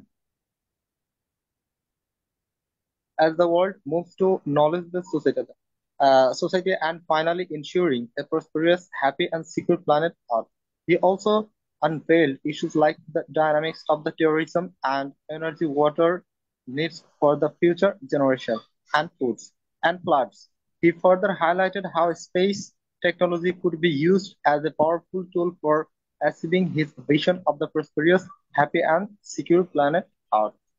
ওকে, এই এই পর্যন্ত যা পড়ছো, এখানে কিন্তু মূলত প্রশ্ন তেমন বেশি ফোকাস করা হয়নি এখানে। তিনি মূলত এই ইয়াতে একটা ভাষণ দিচ্ছেন 2003 সালে। দেখো সামারিটা কি কি দাঁড়াচ্ছে, মূল বিষয় কি দাঁড়াচ্ছে, তিনি 2003 সালে 4 জানুয়ারি ইসরো এবং কি বলে ব্যাঙ্গালোর ইউনিভার্সিটি যৌথভাবে আয়োজিত একটা ইয়াতে অনুষ্ঠানে তিনি ভাষণ দিচ্ছেন। ভাষণের মধ্যে তিনি কতগুলো বিষয় উপস্থাপন করছেন। Vision for global space community prosper, এই শিরোনামে তিনি প্রসপারাস, হ্যাপি অ্যান্ড কি বলো সিকিউর প্ল্যানেটার, এই লেকচারের মধ্যে তিনি গ্রোথ, টেকনোলজি, এরপরে এরপরে তোমার ইকোনমিক গ্রোথ, এরপরে হিউম্যান সোসাইটি এটা ট্রান্সফারিং হচ্ছে নলেজ সোসাইটিতে, environment, ecology, water, mineral resource, এগুলো নিয়ে কথা বলছেন। ডায়নামিক্স অফ টেরোরিজম নিয়ে কথা বলছেন। এরপরে ফিউচার রিভার নেটওয়ার্কিং নিয়ে কথা বলছেন, ইন্ডিয়ান সাবকন্টিনেন্টের রিভার নেটওয়ার্কিং নিয়ে কথা বলছেন, এবং স্পেস টেকনোলজি নিয়ে কথা বলছেন। হাওয়েভার এটা হলো তার এই এই ওই ভাষণের মধ্যে তিনি কোন কোন বিষয়গুলো ফোকাস করছেন এটা নিয়ে বলছেন। ফলে এখানে কিন্তু আমরা কিন্তু তোমার প্যাসেজ থেকে তেমন উল্লেখযোগ্য কিছু পাইনি। ইয়েস অর নো বলো। আমরা যে প্রশ্নগুলো পড়ছি এই প্রশ্নগুলোর তেমন এখানে উল্লেখযোগ্য ফোকাস নাই। ইয়েস অর নো বলো। Yes, sir. Yes, sir. আচ্ছা, হ্যাঁ। বিসিএস এর এই প্যাসেজের যে কোশ্চেন গুলো থাকে এগুলা কি প্যাসেজ থেকে সিরিয়ালি থাকে? সিরিয়ালি সিরিয়ালি বলতে থাকে, স্যার আমি বোঝাচ্ছি যে সিরিয়ালি থাকে, 100% সিরিয়ালি। এবার সবগুলো সিরিয়ালি ছিল, বুঝছো? উল্টাপাল্টা থাকে না, মানে প্যাসেজের সিকোয়েন্স অনুযায়ী প্রশ্নগুলো হয়। তারপর বলো। In the speech, Mr. Kalam especially emphasized a very important aspect of mankind's future energy crisis. He pointed out that energy the crisis নিয়ে, এনার্জি he ক্রাইসিস pointed নিয়ে কথা out বলছেন। হুম। he pointed out that the era of the wood and the biomass has almost come to an end. The age of the oil and natural gas would soon be over within the next few decades. Massive burning of the world's coal resources may lead to worldwide ecological disaster because coal burning emits the highest amount of the carbon in the atmosphere. Ukraine's former Soviet Union, the Chernobyl disaster in 1986, has exposed that the nuclear energy can be potentially dangerous too. So, according to Kalam, the only solution that mankind can look can look is massive use of the solar energy in future because it has some advantages over other forms of the renewable energies. মনে রাখবে, এটা renewable energy রচনা আসলে এই প্যারাটা খুব গুরুত্বপূর্ণ। এই এই অংশটার মধ্যে কিন্তু অনেক প্রশ্ন, মানে একদম গদ বাঁধা প্রশ্ন তোমরা পাই এখানে যাতে। In the speech mister Kalam specially emphasised a very important aspect of, তাহলে তিনি কোন বিষয়টা নিয়ে মূলত ফোকাস করতে চেয়েছেন এবং কোন Energy ক্রাইসিসটাকে বেশি crisis, তিনি? sir. Energy crisis. তাহলে মূলত তিনি উদ্বেগের যেই তার ওরিটা ছিল মূলত এনার্জি ক্রাইসিস নিয়ে। আচ্ছা, তারপরে তিনি দেখো এখানে এই এই পয়েন্টটা যদি আমরা পড়ি, এখানে কিন্তু তিনি পার্ট বাই পার্ট এই অংশের মধ্যে he pointed out the era of wood and biomass. 1 নম্বরে তিনি বাদ দিচ্ছেন, তিনি বলছেন যে একটা যুগ শেষ হয়ে গেছে। কোন যুগ শেষ হয়েছে বলো? কোন যুগটা শেষ হয়েছে? কাঠ উড আর আর বায়োমাস। Sir, ওই কাঠ কাঠ এবং biomass. জীবাশ্ম জ্বালানির জীব জ্বালানি, কাঠ এবং জীবাশ্ম জ্বালানির যুগ শেষ। ঠিক আছে, এই কাঠ দিয়ে তুমি জ্বালানি উৎপাদন করবা, এটার যুগ পুরোপুরি শেষ। সেকেন্ড, 2 নম্বরে আরেকটা শেষ হয়ে যাবে, কি এটা? অয়েল এবং ন্যাচারাল গ্যাসের ফুরিয়ে আসছে তেল স্যার, এবং মানে প্রাকৃতিক আগামী শতক গ্যাস দশকের মধ্যে শেষ হয়ে যাবে কয়েক এরকম। দশকের মধ্যে এটা ফুরিয়ে শেষ যাবে। হয়ে যাবে। সেকেন্ড, তাহলে আমার প্রথম অপশন শেষ। দ্বিতীয় অপশন, তেল এবং ন্যাচারাল গ্যাস শেষ হওয়ার পথে। থার্ড অপশন, এখন থার্ড অপশন আছে আমার কয়লা। বলো, কয়লা নিতে পারবো না কেন? স্যার, প্রচুর পরিমাণে কার্বন ডাই অক্সাইড নিঃসরণ করে। কার্বন ডাই অক্সাইড নিঃসরণ করে। ওকে, তাহলে আমার ফোর্থ আছে, আরেকটা কি আছে বলো? ওই যে কি পারমাণবিক ইউরেনিয়াম স্যার, নিউক্লিয়ার এনার্জি। হ্যাঁ, নিউক্লিয়ার শক্তি, ওইটারও sir side nuclear effect energy আছে। আমরা কেন নিতে পারবো না সেটার ব্যাখ্যাও তিনি এই লাইনে বলে দিচ্ছেন। কি সেটা? জি স্যার, চেরনোবিলের যে ডিজাস্টার হয়েছে। ডেঞ্জারাস। তাহলে আলটিমেটলি আমাদের গন্তব্য কোন দিকে আসবে বলো? Renewable energy sir. তাহলে আমার রিনিউয়েবল এনার্জি যদি আসে, তুমি এই রচনার এখানে মূল মূল কাহিনী এখানে তুমি ইয়ে করে ফেলবা। 1 নম্বরে আমাদের ভবিষ্যৎ গন্তব্য রিনিউয়েবল এনার্জির দিকেই। কেন? কারণটা কি? প্রেক্ষাপট 1 নম্বরে বলো, কোনটা শেষ হয়ে গেছে? স্যার রিনিউয়েবল এনার্জি হচ্ছে উপরন্ত উড এন্ড না না না না না না, স্যার 1 নম্বরে আমরা Wood, 5 নম্বর, আমাদের 5 নম্বর স্টেপ ছিল রিনিউয়েবল। 4টা সোর্স, আমাদের টোটাল 5টা সোর্স পাচ্ছি। 5টা সোর্সের মধ্যে সমস্যা কোথায় আর আশঙ্কা কোথায়, এগুলো আমরা আগে অ্যানালাইসিস করি। 1 নম্বর সোর্স আমাদের হলো ওড এন্ড বায়োমাস। এটা বাদ কেন? এটা যোগ একেবারে শেষ, শেষ এটা হয়ে দিয়া গেছে। এটা দিয়া আর হবেই না বাদ। এক্সিস্টিং যেটা আছে সেটা বলো। স্যার অয়েল এবং ওয়েল এনার্জি, তেল এবং গ্যাস। অয়েল তেল এবং গ্যাস গ্যাস, তেল এবং গ্যাস, এটা শেষের এটাতে সমস্যা শেষের কোথায়? পথে। শেষের পথে।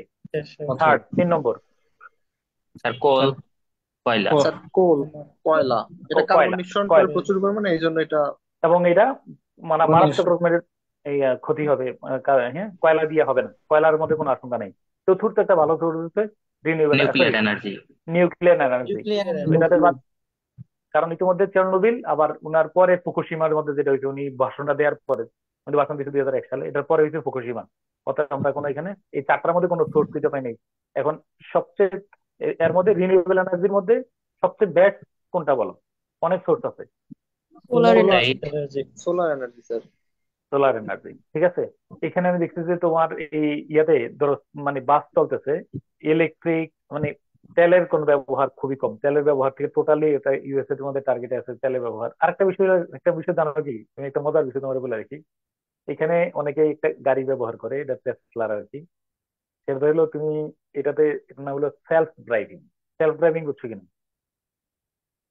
জি স্যার। নিজে জি স্যার। নিজে চলে। ওকে কমেন্ট দিলেও একা একাই আপনাকে গন্তব্যে নিয়ে যাবে। এটা তোমার অবাক করা বিষয়। আমি তো সেলফ ড্রাইভিংটাতে তোমার একবার হাইওয়ের মধ্যে শুধু ডেস্টিনেশনটা দিয়ে দিবা, ধরো এখান থেকে নায়াগ্রা ফলস যাইবা, ও কেমনে যে বুঝে আল্লাহ সুবহান, মানে শুধু তুমি বসে থাকবা আর ইয়ে করে রাখবা, ধরাটা লাগবে না। ও কিভাবে তোমার একদম পুরোপুরি মানে, এবং অ্যাক্সিডেন্টের ঝুঁকিও কমাই ফেলে। পেছন দিক দিয়ে কেউ আসছে এসে মনে করে ধাক্কা দিবে, ও আগে সেফ জোনে চলে যায়। মানে একেবারে তুমি এটা চিন্তাই করার সুযোগ নেই, এই আর কি। মানে জাস্ট তুমি ড্রাইভিং জানার দরকার নাই এখানে, বরং গাড়ি দুইটা ড্রাইভিং সিটে বসছো, তুমি চলে গেছো ইয়াতে। আর যখন হাইওয়ে দিয়ে চালায়, আমার মাঝে মধ্যে চিন্তা করি যে এটা ধরো কিভাবে ও মানে কত সুপরিকল্পিত লেন্স। কারণ এখানে তো তোমার ও 120, 25, 30, 140 কিলোমিটারের গাড়ি চলে হাইওয়ে গুলাতে, একদম স্মুথলি তোমার ইয়ে করতে হবে। যেখানে স্পিড কমানো দরকার স্পিড কমানো দরকার করে ফেলতেছে, লেন চেঞ্জ করা দরকার লেন চেঞ্জ করে ফেলতেছে। ওকে, ঠিক আছে। তারপরে কোথায় ছিলাম? ডান। এরপরে নাও ওয়াই হ্যাজ কালাম। পড়ো পড়ো পড়ো, এবার বলো। এখন প্রশ্ন হলো কেন? হ্যাঁ, দ্রুত পড়ো। Now, why has Kalam put so much importance to the issue of energy? The hmm, energies have always been a major factor of change throughout the history. The world's hmm, petroleum consumption has increased from annually 3 billion barrels in 1930 to annually 50 billion barrels today. In the next today মানে quarter century, সিনোপসিসটা বলো। মানে একটা সময় 1930 সালে যেটা 3 বিলিয়নের ছিল, এটা এখন কততে গেছে? এখন 50 বিলিয়ন করে প্রত্যেক দিনে স্যার। 50 বিলিয়ন কিন্তু অলরেডি 2011 সালের কথা, তাই না? এটা তো জানা নাই স্যার। জি স্যার। তারপরে সেকেন্ড, তারপরে In the next quarter century, the world's population is expected to be about 8 billion, which is 30% higher than today. আচ্ছা, Developing তাহলে একটু countries, খুব ভালো না, দাঁড়ো, খেয়াল করে রাখো। 2001 সালে উনি যখন স্পিচটা দেয়, তখন ওনার স্পিচ ভবিষ্যৎবাণী মিলতেছে কিনা? তখন পৃথিবীতে লোক সংখ্যা ছিল 600 কোটি। তখন 30% বাইরে বলতো যে 800 কোটিতে যাবে, প্রায় অলমোস্ট 800 কোটি 2025 সালের মধ্যে। কথা মিলছে না? yes sir, hmm, developing countries will grow their economies about the 2 times faster than industrialized countries. Hmm. Global economic মানে growth is মানে ডেভেলপিং কান্ট্রি গুলো কিন্তু গ্রোথ রেট পৃথিবীর অনেক দ্রুত উন্নত গতিতে দেশের চেয়ে বাংলাদেশের গ্রোথ রেট কিন্তু ইয়া না, তাই না? বেশি, হুম, দ্বিগুণ হুম, দ্বিগুণ sir. Hmm. Global economic growth is expected to continue at 3% per year. Hmm. Consequently, the global demand for energy will grow at about 1.7% per year on an average. এবারে It হ্যাঁ, হুম। indicates a 50% rise of the energy consumption by 2030 2030. 2030 সালের মধ্যে energy কনজাম্পশনের পরিমাণটা মানে 50% পড়বে, তাই না? বৃদ্ধি পাবে, জি স্যার। In the 50% world's বৃদ্ধি day, বৃদ্ধি হবে, হ্যাঁ। if the world's daily petroleum consumption is 220 million barrels now, it will rise to 335 million barrels by that time. হ্যাঁ, ওই সময় 230 থাকলেও এরা 335-এ পৌঁছবে অলরেডি, এখন অলমোস্ট এই পথেই আছে। হ্যাঁ। The present reserve of the hydrocarbon energy resources is limited, and it will not be sufficient to meet the future energy challenges of the world. Hmm. The bottom line of the column space indicates that concern of the mankind in 21st the century. আচ্ছা, তাহলে hydro এনার্জিতে তিনি যেতে চান নাই কেন বলতো? Hydro energy তো, যে হাইড্রোকার্বন এনার্জি ছিল, এটাও কিসের জন্য বলো? ফিউচার এনার্জি চ্যালেঞ্জের জন্য কি হবে না? সীমাবদ্ধ সীমিত এটা। যথেষ্ট এটা হবে এটা না, সাফিসিয়েন্ট হবে না। সীমিত। সাফিসিয়েন্ট তবে হবে এটা না নিয়ে স্যার। হাইড্রোকার্বন এনার্জি নিয়ে কিন্তু এখন বড় ব্যাপক পরিসরে ইয়ে চলতেছে, তাই না? হাইড্রোকার্বন কি? হুম। ওইটা হলো মানে আমি যেটা জানি, হয়তো পানির মাধ্যমে কোনো ইয়া করা, এমনটা না? এই পানির যে মাধ্যমে কোনো হাইড্রোকার্বন তো আলাদা জৈব যৌগ গুলা বোঝাইছে। স্যার এটা তো পানি স্যার কি হাইড্রো এনার্জি হইতে পারে, ভেঙে হাইড্রো হাইড্রোজেন এবং কার্বন এনার্জি। Oxygen formation. এটা যারা সায়েন্সের আছে তারা বলো হাইড্রোকার্বন এনার্জি কোনটা? হাইড্রোকার্বন বলতে স্যার জৈব যৌগ গুলাকে বোঝাইছে, পেট্রোল এইগুলা, স্যার পেট্রোলিয়াম। স্যার এইগুলো হাইড্রোকার্বন বোঝাইছে, বলতে প্রাকৃতিক হাইড্রোজেন, গ্যাস, কার্বন, হাইড্রোজেন এবং অক্সিজেন খনিজ দ্বারা তেল এগুলা, তৈরি আর কম্পাউন্ড। পেট্রোলিয়াম ও আচ্ছা রিলেটেড আচ্ছা করে আচ্ছা। স্যার। মিথেন, আবার যারা যৌগ বিউটেন, অকটেন এগুলা স্যার। ও বুঝছি বুঝছি বুঝছি বুঝছি। আর হাইড্রো এনার্জি হলো তার তোমার। মানে স্যার ন্যাচারাল গ্যাস, জি অয়েল স্যার। এগুলোর কথাই বলছি। হুম হুম। ও তাহলে লিকুইড এনার্জি। তাহলে হাইড্রোকার্বন এনার্জি আর না, আমি বলে রেখে, আর এই যে তোমার যদি আমি এই যে, তাহলে ওইটার মধ্যে পার্থক্যটা কি রইলো? এই যে তোমার এই যে প্রথমে যেটা বলছিল যে এই যে এখানে হুম হুম হুম, এই যে তোমার এই যে sorry, oil and natural gas, এটা কি হাইড্রোকার্বন এনার্জি? জি স্যার, ন্যাচারাল স্যার গ্যাস এই তো মিথেন, জি হাইড্রোকার্বন, স্যার, জি স্যার, এগুলো মিথেন, ইথেন হাইড্রোকার্বন। সব এগুলো হাইড্রোকার্বন। ও এগুলা আচ্ছা আচ্ছা স্যার আচ্ছা, ঠিক আছে। স্যার হ্যাঁ এই ওই অয়েল এবং গ্যাস ছাড়া স্যার ওই যে মোম বা এই জাতীয় যে পদার্থগুলো আছে সবই স্যার হাইড্রোকার্বন। আচ্ছা আচ্ছা, বুঝছি বুঝছি। মানে তো হাওয়ার বলছো যে এটার যে এখন প্রেজেন্ট রিজার্ভ আছে, সেটাও কি বলো মানে ফিউচার এনার্জির জন্য, ওই যে এটা রিপিটেশনের মতো মনে হচ্ছে এখন স্যার থেকে আমার। লিমিটেড ওইটাই বলছে স্যার। লিমিটেড, ওকে ওকে ওকে। আচ্ছা, এখন দেখো আর একটা বিষয়, mister Kalam also talk about water. আচ্ছা, একটা ঘটনা কি তোমরা জানো? একটা দুঃসংবাদ শুনবা। কি স্যার? আহ, এটা হলো মানে গতকালকে প্রায় 20,000 চিলড্রেন মারা গেছে বিশ্বব্যাপী। খবর পাইছো? স্যার প্যাসেজটা পড়ার পরে জানতে পারছিলাম। Thank you so much. Pass করছো পরীক্ষায়, থ্যাংক ইউ সো মাচ। বলো বলো বলো, মজার একটা বিষয়। হ্যাঁ, এখানে ভালো তথ্য Mr. আছে, বলো Kalam বলো। also Mr. হ্যাঁ Kalam পড়ো। also talked about water for the future generations. More than 70% of Earth's surface is having water, but only 1% is available as the fresh water for drinking purposes. এটা কিন্তু Currently, এই এটা কিন্তু মারবাই পরীক্ষার হলে। মানে যদি ধরো আমার তোমার পরিবেশ রিলেটেড যাই আসুক, সুন্দর করে এটা কিন্তু এই তথ্য দিয়েই ফেলবা। হুম। তারপরে সেভেন্টি currently, পার্সেন্ট 70% মানে পানি বলি আমরা, 70 ভাগ কিন্তু অ্যাভেলেবেল, কিন্তু পানি water water everywhere nor any drop to drink, মনে আছে? কোথায় আছে এটা? this the Saint river Marino, that Saint Marino. আর এই যে এই সাম্প্রতিক বন্যায় আমরা টের পাইছি, তাই না? আর এই মানুষের পানির যে ক্রাইসিস, কত ভয়াবহ। পানি কিন্তু চারিদিকে পানি, কিন্তু পানির মধ্যে খাওয়ার মতো নাই। হ্যাঁ, এরপরে জি স্যার, কারেন্টলি। আমি স্যার সাতক্ষীরাতে থাকি তো স্যার, এখানে এটা অবস্থা বেশি। খুবই বাজে স্যার। সেম। হ্যাঁ, currently. Currently, more than half of the world's 6 billion population is without access to the safe drinking water and sanitation. মানে ওই সময় 20,000 children. 300 কোটি, মনে রাখবা 2001 সালে 300 কোটি মানুষ, তাহলে বর্তমানে 800 কোটির মধ্যে হলে 400 কোটি মানুষ বলতে গেলে, তাই না? Yes, sir. ফ্রেশ পানি নাই। 20,000 হ্যাঁ children are হ্যাঁ, এটা ঠিক আছে। হ্যাঁ, 20,000 এটা বল। children are dying every day due to the polluted drinking water, more than the total mortality due to cancer, AIDS, war, and accidents. হ্যাঁ, মুখস্থ করো, বাক্যটা মুখস্থ করো। টার্গেট হলো এটা বাংলাদেশে ফেয়ার্স, ইন্টারন্যাশনাল ফেয়ার্স, যেই জায়গার মধ্যেই পরিবেশগত ইস্যু আসবে, আমি টুক করে মেরে ফেলবো এখানে। এই লাইন বলো, লাইনটা বলো। এটা আমার কথা না, এপিজে আব্দুল কালামের কথা। লাইনটা আরেকবার পড়ো। 20,000 children are dying every day due to the polluted drinking water, more than the total mortality due to cancer, AIDS, wars, and accidents. Sir ওখানে অর্থাৎ ডাইং হবে, বানানটা কোনো ভুল আছে। ডাইং বানান কি?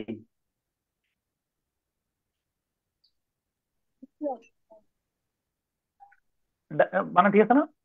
আমি তো ঠিকই তাহলে আছে এটাই। মনে হয়। হুবু কপি করছি, এটা আর মানে আমি এই টাইপ স্যার। করি নাই। স্যার ই উঠে যায় আই আসবে। হুম। মানে ওই কন্টিনিউয়াস টেন্স আর কি, মারা যাচ্ছে। তো এর প্রতিদিন 20,000 শিশু মারা যাচ্ছে দূষিত পানি পান করার মাধ্যমে। তো পরিবেশ দূষণের মধ্যে আমি যে কোনো প্রকারই হোক এই তথ্য নিয়ে আসবো, এটা ভেরি অ্যালার্মিং নিউজ। এবং তার এই টোটাল ক্যান্সার, এইডস, ওয়ার, অ্যাক্সিডেন্টে কিন্তু অনেক মারা যাচ্ছে। এই চারটার টোটাল মর্টালিটি রেট একসাথে যোগ করলে তার চেয়ে বেশি হচ্ছে মানে তোমার দূষিত পানি পান করার মাধ্যমে। অর্থাৎ এটা কি এরকম যে দূষিত পানি পান করে সাথে সাথে ইন্না লিল্লাহি ওয়া ইন্না ইলাইহি রাজিউন এরকম হয়েছে, নাকি তার এমন একটা রোগ হয়েছে যেটার কারণে সে মারা গেছে? জি স্যার, ভুগতে স্যার ভুগতে খুব মারা স্লো। যাচ্ছে। পানিবাহিত রোগটা, হ্যাঁ। স্যার তখনকার তারপর স্ট্যাটিস্টিক্স আর এখনকার স্ট্যাটিস্টিক কি স্যার এক হবে, মানে এই নাম্বারটা? কাছাকাছি, মানে মানে ওই সময় ধরো এপিজে আব্দুল কালাম ওই সময় বলছিলেন, রেফারেন্স দিয়ে এপিজে আব্দুল কালাম দাও, সমস্যা নেই, এটা ওই সময় তিনি তার ভাষণের মধ্যে বলছিলেন, নো প্রবলেম, ওই রেফারেন্স এনে দিয়ে দিও হুবহু। হাওয়েভার কিন্তু বিষয়টা অ্যালার্মিং। আর যদি আপ টু ডেট তুমি করে দিতে পারো। তারপরে By the year 2025, when the world's population touches 8 billion, as many as 7 billion will be living under the conditions of moderate, high, and extreme water scarcity. বলছো দুই হাজার There, পঁচিশ সালের মধ্যে 2025 সালের মধ্যে পৃথিবীতে 800 কোটির মধ্যে 700 কোটি তিনটা, হয়তো মডারেট নইলে হাই নইলে এক্সট্রিম, তিনটা, তিন ধরনের পানি স্বল্পতায় ভুগবে, হ্যাঁ। yes, sir. There is a fourfold path towards the safe, fresh drinking water. The first is to redistribute water supply. The second hmm. is to seek new sources. The third is to save and reduce the demand for water. And the তাহলে চারটা fourth source দিচ্ছেন। is hmm. to recycle used water supplies. And শুনো, hence, একটা হলো living in the হ্যাঁ রিডিস্ট্রিবিউটের কথা বলছেন, second হলো যে re- নতুন উৎসের কথা খোঁজ করতে বলছেন, এটা কিন্তু প্রশ্নে আছে আমাদের, টু সেভ, সেভ এবং ডিমান্ড, সংরক্ষণ এবং চাহিদার চাহিদা তুলনায় কমানোর কম কথা পানি বলছেন, ব্যবহার করা, করার কথা বলছেন, এবং রিসাইকেলের কথা বলছেন, তাই না? recycling. Yes, sir. Okay. And hence, leading industrial countries have taken initiatives to tap alternative energy sources, mainly known as the green or renewable energy sources. এটার ব্যাখ্যা করতে বলছি, কিন্তু আমার কিন্তু একটা প্রশ্ন আছে যে গ্রিন এবং রিনিউয়েবল এনার্জি নিয়ে ব্যাখ্যা করো। ওকে, ডান, তাই না? স্যার এখন যে ভাইটা পড়ছে স্যার, হুম। ওনাকে স্যার আপনার মাধ্যমে থ্যাঙ্কস দিতে চাই, কারণ স্যার ওনার প্রনাউন্সিয়েশন শুনে শুনে স্যার অনেক কিছু মানে শিখতে পারছি স্যার। ওনার খুব প্রনাউন্সিয়েশন ফ্লুয়েন্ট। অনেক সুন্দর স্যার, তোমার তোমার এই অনেক যে অনেক যে ভালো বছর লাগছে নাম স্যার। পরিচয় দাও, নাম পরিচয় দাও। স্যার আমি রাকিবুল ইসলাম, পাবনা বিজ্ঞান ও প্রযুক্তি বিশ্ববিদ্যালয় ফাইন্যান্স এন্ড ব্যাংকিং এ বিবিএম শেষ করেছি স্যার। চমৎকার, ভেরি নাইস, ভেরি নাইস, সবার মন জোড়াইছে, হ্যাঁ। ওকে, স্যার ইন্না পরের মিনাল বার থেকে বায়ানিল্লাহ। স্যার এরকম এরকম এরকম পড়ার সময় স্যার ওনাকে একটু বললে স্যার ভালো হয়, এই আমরা তুমি শিখতে পারবো আগে অনেক আইছো, কিছু। হ্যাঁ তুমি আগে আইছো, তুমি নিজে মানে স্ব উদ্যোগে চলে আইছো সাকিব, হ্যাঁ। ওকে, আমি জিস কথাটা টানার চেষ্টা করি। What is the passage about? একজন আবার আমার উত্তরের কাঠামোটাকে দেখো, এটা কিন্তু আমি মডেল, আগামী আগামী ক্লাসে আমি উত্তর লেখা দেবো না, মুখে মুখে বলবো না, দেবো তোমার, তবে তোমার সাথে আমার হবে, কিন্তু প্রশ্ন হবে 5টা, ঠিক আছে? তোমার সাথে আমার সমন্বয় হবে, হ্যাঁ। বলো জি স্যার। রাকিব, পড়ে শোনো। The passage centers on a speech by the former President of India and renowned space scientist Abul Pakir Jainul Abidin, Muhammad Abul Kalam. Here is hmm. the sheds light on a number of the important issues in building a happy and secure world. Of this, the আচ্ছা most notable are আচ্ছা, এই আমি আবার বললাম note one, what is the passage about এর pattern already তোমার মুখস্থ করাই দিচ্ছি আমি, এটা তো মাথায় আছে। দ্য প্যাসেজ সেন্টারস অন, বা হোয়াট দ্য প্যাসেজ কি জানি বলছিল একজন, what the passage predominantly focuses, বা এরকম লেখা ছিল না? এটা হলো জি এই স্যার। বিষয় নিয়ে আলোচনা করা হয়েছে, তাই না? মূলত এখানে স্পিচটা নিয়ে আলোচনা করা হয়েছে। তারপরে তবে কথা, স্পিচের সব বিষয় নিয়ে আলোকপাত করা হয়নি, তবে here he shed light on a number of important issues. এই যে শেড লাইট মানে কি?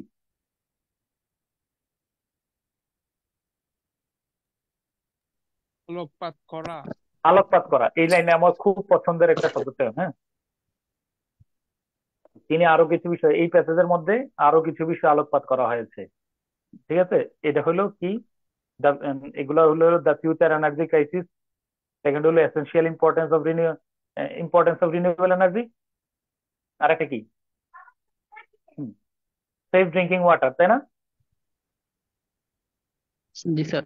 স্যার এখানে যে ফরম্যাটটা দেখতে পাচ্ছি স্যার, এটা কি আপনি যে এই দুইটা ফরম্যাট দিছিলেন স্যার, এই দুইটার বাইরেও আরেকটা ফরম্যাট? আমি ওইটা তো মানে একেবারে সব জায়গার মধ্যে আমি একই রকম দিতে থাকি, তাহলে কেমন হলো? মানে এটা তো ফ্রি হ্যান্ড রাইটিং, তোমার মতো করে তুমি দিলা এজ ইউ উইশ। ওইটা আমি একটা বললাম যে এটা একটা, যদি ধরো আমি আমার লেখার সীমাবদ্ধতা আছে, আমি নিজের মতো করে ভাবতে পারতেছি কম, তখন একটু মুখস্থ লেখার চাপ কমাইলে আর কি। ওই ফর্মেটটা দেওয়ার উদ্দেশ্য হলো চাপ কমানো। বুঝছো তো বিষয়টা? ওকে, তারপরে বললো হ্যাঁ।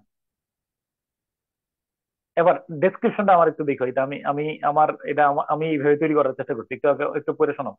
ওকে, বলো। With increasing number of population, development becomes necessary. Energy is vital for development. By 2025, the world's population will reach 8 billion. Global economic growth will increase at a rate of 3% per year, and energy use will increase by 50%. Therefore, it can be said that the relationship among the population development and growth is uh, inextricably linked. ইনএক্সট্রিকেবলি মানে একদম appropriately, মানে completely আর কি, completely link. আচ্ছা, ওতপ্রোতভাবে জড়িত sir. ওতপ্রোতভাবে জড়িত। এই কথা কিন্তু আমরা এই এই লাইনটা, এটা এটা কিন্তু আমরা প্যাসেজ এবং প্রশ্ন পড়ার আগে কিন্তু এটা ফিক্স করে ফেলছি। আর এইখানে আমি বলছি যে এটা with the increasing number of population development becomes necessary. তো ডেভেলপমেন্ট যেখানে আসবে সেখানে এনার্জি ভাইটাল, এনার্জি যেখানে আসবে সেখানে গ্রোথ অপরিহার্য। জাস্ট আমি একটু প্যাসেজ থেকে একটু লিঙ্ক করার চেষ্টা করছি, আর কিছু না। আমার কথা বুঝছো কিনা? এটা যে এটা কি আমাদের, আগে বলো, এটা কি এই প্রশ্ন উত্তর কি সবার একরকম হবে? ইয়েস অন্য বলো। জি না। না স্যার। না তবে স্যার। এই লাইনটা সেম হবে, এই লাইনটা সেম হবে যে হ্যাঁ, তবে অতএব এটাই সত্য যে এটা একটা সাথে আর একটা ওতপ্রোতভাবে জড়িত। কথা বুঝছো কিনা? ডান। তারপরে 3 নম্বর প্রশ্নটা।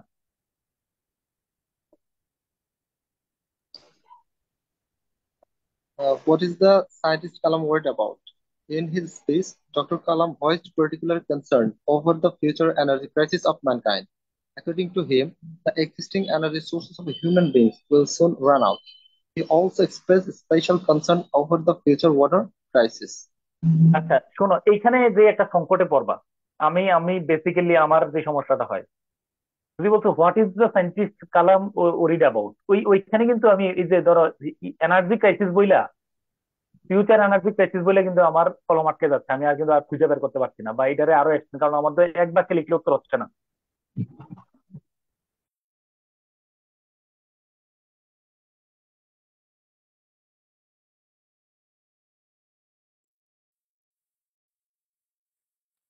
হ্যাঁ বলো। এই বুঝছো কিনা মুদ্রা কথা হইলো, দেখবা যে এখানে আমার সামনের এই পলিসিটা আমি কেন আমি হাতে কলমে দেখাচ্ছি। পলিসিটার কথা হলো আমার তাই না 3 বাক্য নিতেই হবে, যত কথাই বলো 3 বাক্য নিতে তো আমার সুযোগ নেই। 3 নাম্বার আর 5 নম্বর হলে তো আরো বড় বানানোর বিকল্প তো আমার হাতে নাই। হ্যাঁ বানা বলো। জি স্যার।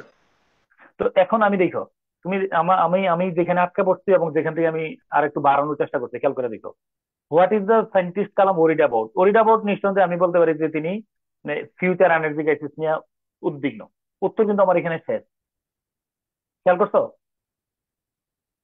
এখন যেহেতু আমার এখানে প্রশ্ন 3 নম্বর এবং এখানে আমার একটু এক্সটেন্ড করে লিখতে হবে, যেহেতু এটা ফ্রি হ্যান্ড রাইটিং, এখানে ফোকাস রাইটিং এর মতো এক ধরনের, ফলে আমি এখানে যোগ করার চেষ্টা করছি তার মতে। এই যে এইটা হলো আমার মানে লাইন বাড়ানোর চেষ্টা, যে বিদ্যমান সোর্স গুলো সব শেষ হয়ে যাবে। এবং শেষের একটা কথা, যে তিনি এছাড়াও তিনি কিন্তু আর একটা বিষয় নিয়ে উদ্বেগ প্রকাশ করছেন, সেটা হলো কি বলো? Water crisis. Future water crisis. এরপরে দেখো, এবার এইটার অ্যানালাইসিসটা আমি কিভাবে করছি। এই প্রশ্নটা ওই যে কয়লা বেশি পড়ে এলে কি হয় বলো, মানে ইকোলজিক্যাল ডিজাস্টার দেখা যাবে, কারণ কয়লা পোড়ানোর মাধ্যমে কি হয় না বলো, ওই যে সবচেয়ে বেশি কার্বন ডাই অক্সাইড নিঃসরণ হয়। এইটা আমার একটু ব্যাখ্যাটা একটু পড়ে শোনো কিভাবে লিখছে। হ্যাঁ একটু পড়ো। Yes, absolutely. I support this view. Excessive burning the coal and cause the environmental catastrophe on Earth. When coal burns, it carbon combines with oxygen in the air and forms the carbon dioxide. Carbon oxide, dioxide, হ্যাঁ। among with other the greenhouse gases such as methane. as methane, nitrous oxide, and the chlorofluorocarbons are changing the composition of the atmosphere and are adding to the greenhouse effect. খুব ভালো করে একটু খেয়াল করে দেখো, এখানে আমার মানে কনসার্নটা ছিল এক নম্বর দেখো যে ওই যে প্রথমত হলো যে আহ, ওই যে Messi burning of world coal reserve may lead to a world wide ecological disaster, এই লাইনটারই কিন্তু তোমরা যে আমার কেউ বলছিল যে প্যারাফ্রেজিং এর বিষয়টা, এই লাইনটা আর এই লাইনটা কি আমার খুব বেশি পার্থক্য আছে কিনা বলো? মানে massive burning of world coal reserve may lead to a world wide ecological disaster, আর না এই লাইনটা excessive burning of coal can cause environmental catastrophe on earth, আমারে বলো এই দুইটার মধ্যে অর্থগত ভাবগত কোনো পার্থক্য আছে কিনা? না স্যার। না স্যার। শুধু আমি ওই বাক্যে যা বলা হয়েছে আমি ভিন্ন বাক্যে এই কথাটা উপস্থাপন করছি, তাহলে আমার ল্যাঙ্গুয়েজটা চেঞ্জ হয়ে গেছে। এই সমস্ত যখন বর্ণনা চাইবে, তুমি এই যে বাক্য দিয়ে যদি বর্ণনা চাই, তুমি চাইবা যে ওইটারই এক ধরনের মিনিং আগে নিজের মতো করে লেখার চেষ্টা করবা, এটাই এক্সপ্লেনেশন হয়ে যাবে। এরপরে এখন আমরা বলছি যে এরপরে আমি বললাম যে যখন পয়লা স্যার পাইবা, স্যার হ্যাঁ, প্রশ্নেরও কি প্যারাফ্রেজিং করতে হবে? প্রশ্নের প্যারাফ্রেজিং করছি আমি এখানে। এবং উনি বলছে যে তুমি সাপোর্ট কোন, do you support this view? শোনো, do you support this view, yes আমি সাপোর্ট করি। আর সাপোর্ট কেন করো, এই কেন তো এইখানে বলা আছে, কেন করো, কেন উত্তর তো ওই মোটামুটি এইখানে দেয়া আছে, এই ওই ওপিনিয়নটা লাইনের দেয়া মধ্যে আছে দেয়া স্যার ওখানে। লাইনের মধ্যে দেয়া আছে, তাই না? হ্যাঁ, স্যার তাইলে ওকে। প্রশ্ন থেকে কি অর্ধেক উত্তর করে ফেলা সম্ভব? হ্যাঁ, প্রশ্ন থেকে প্রশ্নের মধ্যেই অর্ধেক উত্তর। প্যারাফ্রেজ প্রশ্নটা প্যারাফ্রেজিং করে সমস্ত ক্ষেত্রে উত্তর দিয়ে ফেলতে পারো, আর বিশেষত নন ক্যাডার পরীক্ষার মধ্যে দেখবা যে এরকম পুরো প্যারাফ্রেজ লাইন করতে তুলে। গেলে তো স্যার প্যারাফ্রেজ করতে গেলে নতুন ওয়ার্ড তো মাথায় আসে না, সেটা দেখে ফেলে একবার ওইটাই মাথায় ঘুরঘুর ঘুরঘুর করে। তা ঠিক, এটাই বলছো, এটা একটা বড় সংকট, তবে প্র্যাকটিসের কোনো বিকল্প নাই এখানে। আচ্ছা, এবার আসো এই প্রশ্নগুলোতে দেখো আমি কোন জায়গায় আটকা পড়ছি এবং আমার সংকটের উত্তরণটা কিভাবে করছি। লাইনটা বড় আগে। What do we mean by the potential danger of nuclear energy? আচ্ছা, উত্তর বড় আগে শুনো। The potential danger of nuclear energy means that it could be a catastrophic at any moment. We এটা have কিন্তু seen উত্তর আমার, শোনো, উত্তর কিন্তু আমার এখানে শেষ, যে এটা যে কোনো মুহূর্তে মানে মানে বিস্ফোরণ বা ভয়াবহ এটা বিপজ্জনক হয়ে উঠতে পারে, তাই না, ধ্বংসাত্মক হয়ে উঠতে পারে। ওকে, জি স্যার। তারপরে তারপরে কিন্তু এরপরে আমি আমার সাপোর্টিং আইডিয়া যে এরপরে আমার ব্যাখ্যা দিচ্ছি কেন। হ্যাঁ, উই হ্যাভ সিন, হ্যাঁ We have seen nuclear power disaster in Chernobyl, Ukraine, and Fukushima, Japan. Japan. Unlike other প্যাসেজের মধ্যে কিন্তু ফুকুশিমার কথা লেখা নেই, অতএব এটা আমি নিয়ে আসছি। হ্যাঁ হ্যাঁ unlike other power plants, an explosion of the nuclear power could result in the death of the countless people and the loss of a great deal of property. এগুলো তুমি দিবা। এই লাইনটা, এই স্ট্রাকচারটা আমার খুব পছন্দের। আনলাইক আদার পাওয়ার প্ল্যান্ট মানে কি? মানে অন্যান্য অন্য পাওয়ার বিদ্যুৎ প্ল্যান্ট ছাড়াও উৎপাদনকারী প্লান্টের মতো না, এখানেকার থ্যাংক ইউ সো মাচ। এক্সপ্লয়েশনটা অনেক ওই যে একটা বেশি একটা অনুবাদ করেছিলাম আমরা, বৃদ্ধি ঘটায়। আনলাইক মোস্ট বার্ড, মনে আছে কিনা তোমার? Unlike most bird vulture G do not have, ওই যে হেড, মানে এই যে কি যে অধিকাংশ পাখির মাথা এবং ঘাড়ে পালক থাকলেও শকুনের টানা। তাহলে আনলাইক হলো অন্যান্য পাওয়ার প্ল্যান্ট তেমন ধ্বংসাত্মক নয়, তেমন বড় ক্ষতির কারণ নেই, কিন্তু এর বিপরীতে এই নিউক্লিয়ার পাওয়ার প্ল্যান্টে যদি কোনো কিছু ঘটে তাহলে সব মেসাকার হয়ে যাবে। ডান। এবার এইখানে দেখে এখানে একটা সংকট দেখবা যে তুমি এই সংকটটা ফেস করবা সামনের দিকে। প্রশ্ন হলো, what according to mister Kalam is the solution of future energy crisis? এইখানে প্রথম লাইনটা পড়ো। According to Mr. Kalam, the main solution to future energy crisis is to find out the renewable energy sources, especially solar energy. আচ্ছা, এবার আমার বলো উত্তর এখানে হয়ে গেছে কিনা, যে অ্যাকর্ডিং টু মিস্টার কালামের মতে এইটাই হলো সমাধান, রিনিউয়েবল এনার্জি, স্পেশালি কি বলো? Solar energy. Solar energy. উত্তর হয়ে গেছে, কিন্তু আমার উত্তর কি পূর্ণাঙ্গ হচ্ছে? আমি কি, তুমি স্যাটিসফাইড হয়ে থাকবে এক বাক্য উত্তর লেখা আসলে? তোমার কাছে ভালো লাগবে? না স্যার। আর একটু বাড়ায় লিখতে হবে। এবার এবার কি কাজ করতেছি, এই যে সোলার এনার্জিতে গেছেন এই কথাটা তো বইলে আমি আবার সাথে বইলে ফেলছি যে দেখো এবার এটা হলো আমার ভাওতাবাজি, মানে মূল উত্তরের সাথে সাপোর্টিং দুটা লাইন দেওয়ার চেষ্টা করছি। কারণ এখানে সবচেয়ে বড় এই ধরনের প্রশ্নে দেখবো যে বাড়া দিতে পারতেছি না, এই যে বাড়াই আনার চিন্তাটা। হ্যাঁ পড়ো। Dependence on existing energy resources, including fossil fuels, should be reduced as soon. Reliance on renewable energy alone can save the world from a future energy crisis. এটা হলো আমার ভাওতাবাজি, বুঝছো কিনা? জাস্ট আমি ইয়াটা করার জন্য, কিন্তু উত্তর তো এখানে শেষ হয়ে গেছে, তাই না? স্যার Yes, এখন sir. যদি মানে প্যাসেজের স্যার যদি 3-4 লাইনের উত্তর থাকে তখন কি আমার সাপোর্টিভ সেন্টেন্স দরকার আছে? না না না, যদি আমি বলে রাখি, মুদ্রা কথা হলে আমাদের অলরেডি অ্যাটলিস্ট 3টা সেন্টেন্স ব্যবহার করা উচিত। এর কমে লেখা তুমি নিজেই সন্তুষ্ট হইতে পারবে না, কারণ এটাতে উম, উম, তুমি, কারণ ফ্রি হ্যান্ড রাইটিং এর অংশ তো।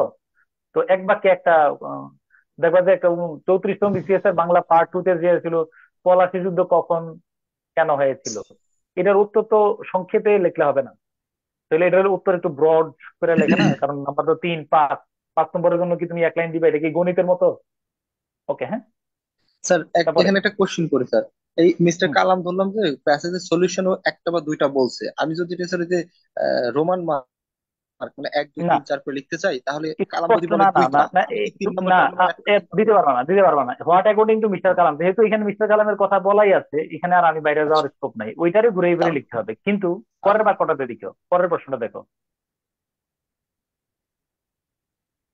why do you think people should look for renewable energy? Justify your justify your answer. Answer. এই আনসারটা আমি একটা মনে করি একটা আইডিয়াল আনসার। তুমি আগে উত্তরটা পড়ো, তারপর আমি ব্যাখ্যা বলতেছি, হ্যাঁ। Dr. Kalam made it clear that the era of the wood and biomass is almost over. Natural হ্যাঁ, gas and oil will run out in the next few decades. Power hmm, generation by burning the coal will bring environmental disaster. Reliance hmm, on the nuclear power can be devastating for mankind. Therefore, hmm. I think that the people of the world should look for renewable energy to build a happy and prosperous earth. খুব খেয়াল করে দেখো, Y do you think, এখানে কিন্তু আমি দেখো যে আমি কিন্তু দেখো জাস্টিফাই ইউর আনসার কিন্তু আমি প্যাসেজ থেকে মার পেজ দিছি। প্রথমে বললাম যে আসলে এটাই তিনি স্পষ্ট করে বলছেন। তিনি ওড এবং বায়োমাস শেষ, ন্যাচারাল গ্যাস ওয়েল কিছুদিনের মধ্যে শেষ হয়ে যাবে, power generation by burning coal will bring environmental, ইয়ে করলে এনভায়রনমেন্টাল ডিজাস্টার হবে, নিউক্লিয়ার ইয়ের উপরে যদি আমরা নির্ভর করি সেটাও মানবজাতির জন্য ধ্বংসাত্মক হবে। অতএব আমিও মনে করি যে রিনিউয়েবল এনার্জি Renewable করার resource জন্য, টাই হ্যাঁ, to lender build of a the happy last and resort. Prosperous. ঘুরে ফিরে কিন্তু এই প্যাসেজ থেকে কিন্তু হাতটাই নিয়ে নিচ্ছে, হ্যাঁ। ওকে, এবার পড়ো। What did Mr. Kalam suggest about water for future generations? In his speech, scientist Kalam also expressed concern over the future water crisis of the world. So, he shows future ways to get safe drinking water, ওই যে 4টা Y, হ্যাঁ। হুম, uh, reallocate the water supply, find new বন্টন water করা। sources, reduce water demand consumption, reuse used water. ওকে, ঠিক আছে। এরপরে what a knowledge have you had about an green energy, এটা নিয়ে তোমার বাস্তব জ্ঞান কাজে লাগাইবা, ঠিক আছে না? গ্রিন এনার্জির ব্যাখ্যাটা আমরা নিজের মতো করে দিয়ে দেবো। Suggested suitable title, suitable title কি বলো? Yes,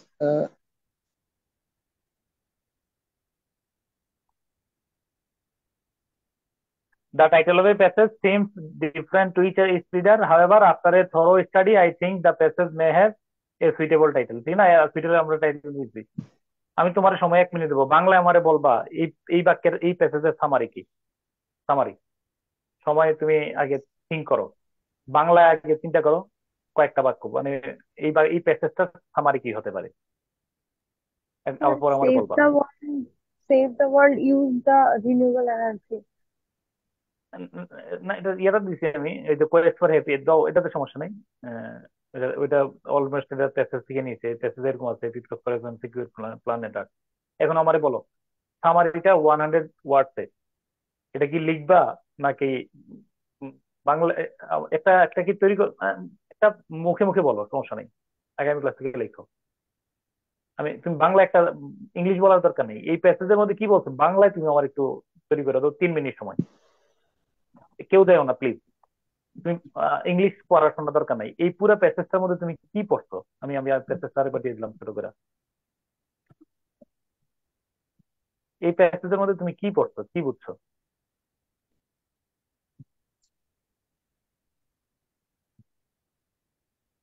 এই প্যাসেজের মধ্যে? তাহলে বড় করে একটু দেখতে পারো, মানে তুমি একটু চিন্তা করো।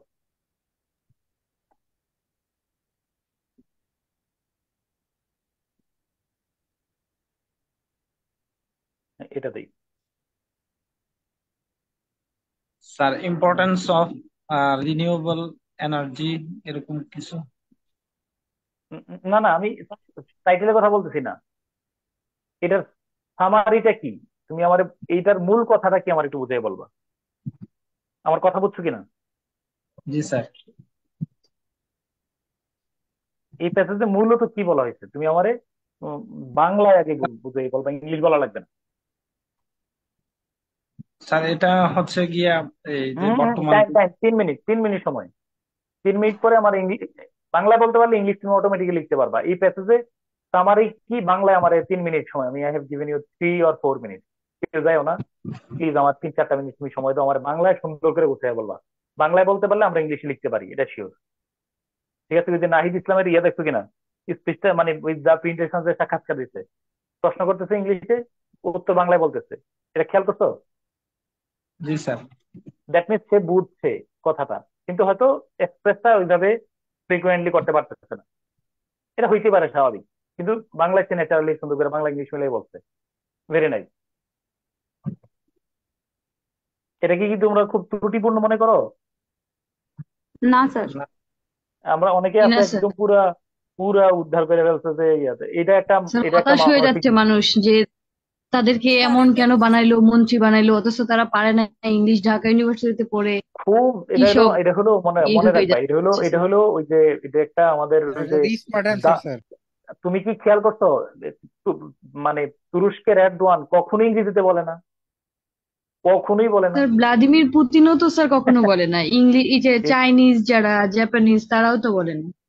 তারা সচেতন ভাবে, তারা কি মনে করো যে তার 2 সিটার ইংরেজি বলার ক্ষমতা পুতিনের নাই, এটা বলতেছো? এরদোয়ান ইংলিশ পারে না, এটা জি বলতেছো? না স্যার, জি না স্যার, জি না স্যার, এটা বলছি তাহলে বলতেছি না। এটা মানে আমাদের হইলে একটা মানসিক দীনতা আছে তো, এটাই কিন্তু মাতৃভাষার প্রতি এত সমান। ও, সে ইংলিশ সে বুঝতেছে, আর একদম ফ্লুয়েন্ট হইতেই হবে কি জন্য? আমি হয়তো মনে করছি এই প্রেক্ষাপটে আমি এটা হয়তো আরো ক্লিয়ার, আমি বাংলায় যেটা আমি ভালো করে বলতে পারবো, এটা আমি ইংলিশ বলতে পারবো না, সমস্যা বাংলায় বলতেছে। এমনি আমাদের কিছু ফুটানি আছে তো, এই হলো সমস্যা। কিন্তু but he sir is very nice, তার কথাগুলো স্যার সুন্দর ছিল। স্যার রেগুলার কথা না বললে তো বাংলা কথা বলতে গেলেও জড়তা কাজ বাংলা কথা করে। তুমি, ও বাংলা আর যেটা বলছে, আর শোনো শোনো আমি আর বলে রাখি, সেখানে তো অন্য ভাষায় যারা কথা বলা তো একটু যারা টাফই। যারা এই যারা পাণ্ডিত্য দেখাচ্ছে, বলবা যে ও বাংলা যেটা বলছে তুই বেটা বাংলা এগুলা বল, একটা মিডিয়ার সামনে দাঁড়ায়, এরপরে ফুটাঙ্গি যাই মানে জি স্যার। বাংলা আগে বলো, ইংলিশ বলা তো কেন তোমার তো বাংলা। স্যার সেটাই বললাম স্যার, হুট করে বাংলায় কথা বলেও তো বা প্রেজেন্টেশন যদি বাংলায় দিতে বলে কারোর সামনে, সেটাও কতটা কঠিন। আর সেখানে হ্যাঁ, তো অন্য ভাষায় এই কথা একটা ও বলাটা প্রশ্ন করতেছে, হ্যাঁ এই জন্য আই অ্যাপ্রিসিয়েট, এটা খুব সুন্দর হয়েছে ওর উত্তরগুলা, এবং খুব ম্যাচিউর উত্তরগুলা। যেটা ইংলিশে বললে, বাংলায় বলার কারণে যেই চাহিদাটা ফুটিয়ে তুলতে পারছে, ইংলিশে খুব সহজভাবে ফুটিয়ে তুলতে পারতো না। জি ওকে, স্যার। সামারিটা বলো, 3 মিনিট সময়।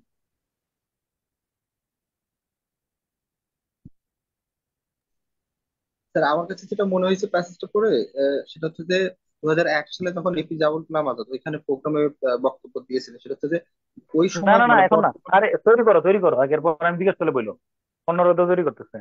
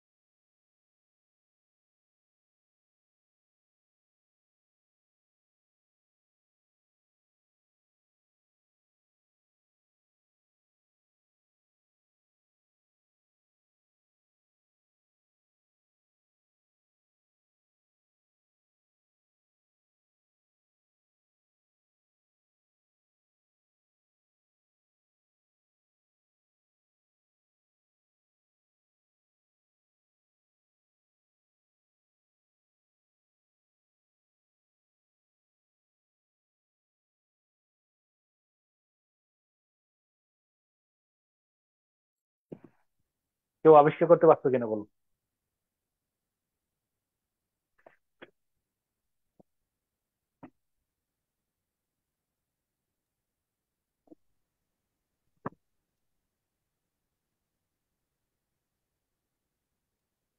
স্যার আমি একটা লিখছি স্যার, ছোট্ট করে। বলো, বলো। হ্যাঁ।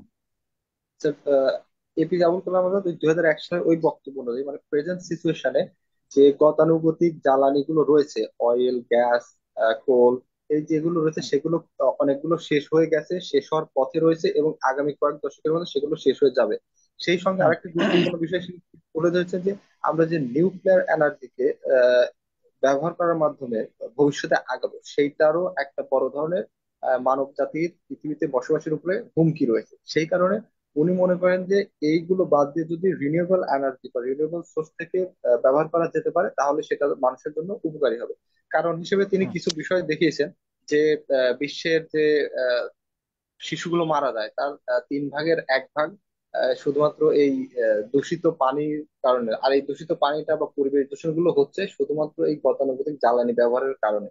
সেই জন্য হুম। মানে মানব জাতিকে টিকে থাকার জন্য অবশ্যই রিনিউয়েবল এনার্জি ব্যবহারের কোনো বিকল্প নেই, এরকম একটা ব্যাপার। এটা এটা ইংলিশ করলে কত শব্দ হইতে পারে বলো। স্যার ইংলিশ হলে আমার তো মন আরেকটু বেশি করে লিখতে পারবো স্যার, 100 ওয়ার্ড লিখতে পারবো স্যার। আচ্ছা, আচ্ছা, ঠিক আছে। হ্যাঁ, আচ্ছা, এরপরে মন্তব্য পরে জানাচ্ছি। হ্যাঁ, বলো। আর কেউ বলবা বাংলায়, আমার জি ইংলিশে স্যার, আমি বাংলায়। বলবো। বলো। স্যার প্রথমত আমার মনে হচ্ছে যে পৃথিবীটাকে একটু ভালো মানে রাখতে হলে আমাদের মূলত টেকনোলজি বেস কিছু চিন্তা ভাবনা করতে হবে। এখন এটার জন্য আমাদের এখন বিভিন্ন সমস্যা তৈরি হচ্ছে। এখন সেই সমস্যার জন্য আমাদের হচ্ছে মেইন সমস্যা হচ্ছে এনার্জি। এখন এনার্জি কিছু কিছু এনার্জি যেমন উড, বায়ো এনার্জি বা এগুলো এনার্জি, কিছু অয়েল আছে, এগুলো শেষ হয়ে যাচ্ছে এখন। হুম। এগুলো শেষ হয়ে যাচ্ছে এবং এগুলোর কিছু সাইড ইফেক্ট আছে যেটা আমাদের আর্থের জন্য হুমকি, হার্মফুল। এখন এজন্য আমরা বিকল্প কিছু এনার্জি চিন্তা করছি, সেগুলো হচ্ছে রিনিউয়েবল এনার্জি। এবং এই রিনিউয়েবল এনার্জির আমরা হচ্ছে কিছু ভালো সুফল পাবো, যেগুলো আমাদের ভবিষ্যৎ আমাদের প্রজন্মের জন্য আমরা খুব ভালো বা প্রসপারাস লাইফ লিড করব। আচ্ছা, ঠিক আছে। আর একজন বললো। হ্যাঁ, লাস্ট।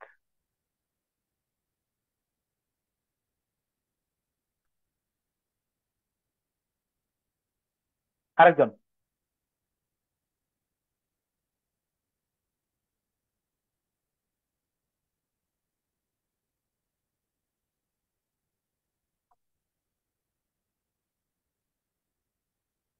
এনিওয়ান, কে শুনতেছো নাকি?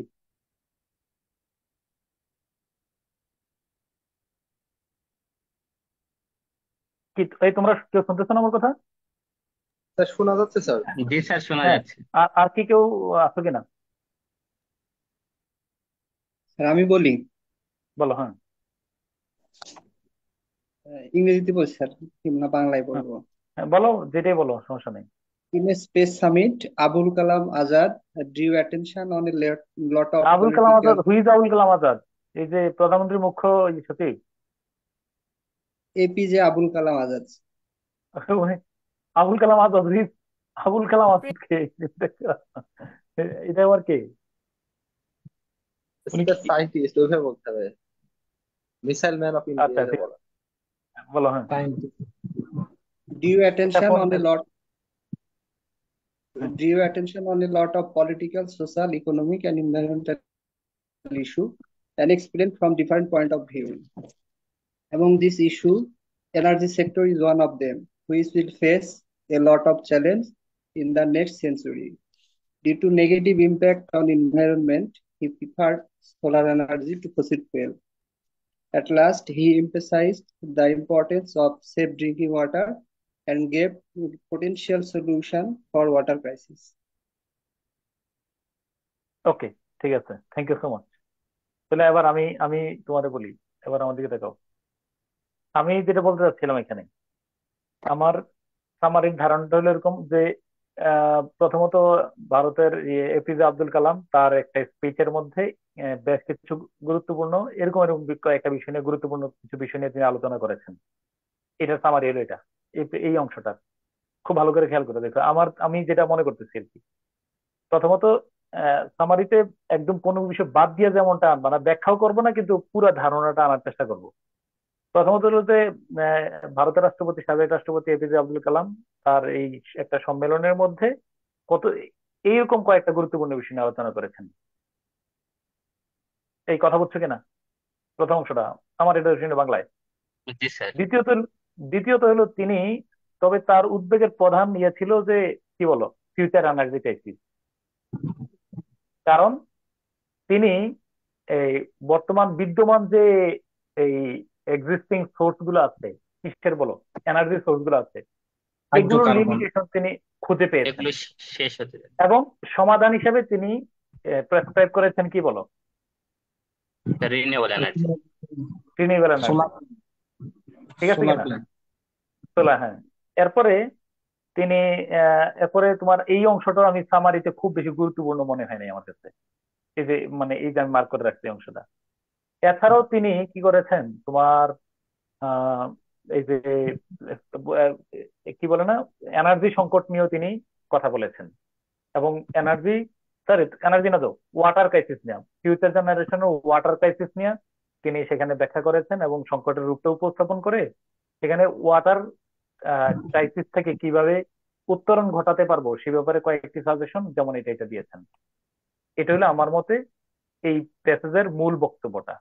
আবার আমি বলি মূল কি পয়েন্ট হলো, তিনি এই কে কে কোথায় এই কথাটা বলেছেন, কে কোথায়, কে তাহলে এপিজে কালাম, এপিজে আব্দুল কালাম অমুক জায়গার মধ্যে কয়েকটা গুরুত্বপূর্ণ বিষয় নিয়ে আলোচনা করেছেন এগুলোর মতো। সবচেয়ে তার প্রধান আলোচনার মূল বিষয় ছিল কি বলো, ফিউচার এনার্জি ক্রাইসিস, কারণ তিনি এটা ফোকাস করছেন। অন্যান্য আদার সোর্স গুলা লিমিটেশন উপস্থাপন করছেন। এছাড়াও তিনি আরেকটা বিষয় উপস্থাপন করছেন খুব গুরুত্ব সহকারে, সেটা হল ফিউচার এনার্জি ক্রাইসিস এবং কি ওয়াটার বলো ক্রাইসিস। ওয়াটার ক্রাইসিস এবং এটার ওয়াটার ক্রাইসিস ক্রাইসিস উত্তরণের উপায়টা তিনি দেখাই দিচ্ছেন। এই প্যাসেজে তাই মূল কথা কিনা সেটা বলো, আমার দিকে তাকাও আরেকবার। তুমি তুমি যদি তোমার যদি বলি এই প্যাসেজের মধ্যে কি জানতো, আমি যদি বলি শোনো এই প্যাসেজের মধ্যে এপিজে আব্দুল কালাম ওই একটা ওই জায়গার মধ্যে একটা স্পিচ দিচ্ছেন, সেখানে তিনি বেশ কিছু গুরুত্বপূর্ণ পয়েন্ট নিয়ে আসছেন, লাইক, বুঝছো কিনা, লাইক এরকম, লাইক মোস্ট ইম্পর্টেন্ট কয়েকটা বিষয়। তবে তার আলোচনার মুখ্য বিষয়, মূল উদ্দেশ্য ছিল তিনি বিশেষভাবে ফোকাস করেছেন কোনটা বলো, future energy crisis. Energy crisis, এবং তিনি রিনিউয়েবল এনার্জিকে সাজেস্ট করেছেন কারণ তিনি দেখিয়েছেন আরো অন্যান্য সোর্স গুলার সীমাবদ্ধতা তিনি দেখাইছেন, দেখানোর উপর রিনিউয়েবল এনার্জির সাথে ইয়ে করছেন।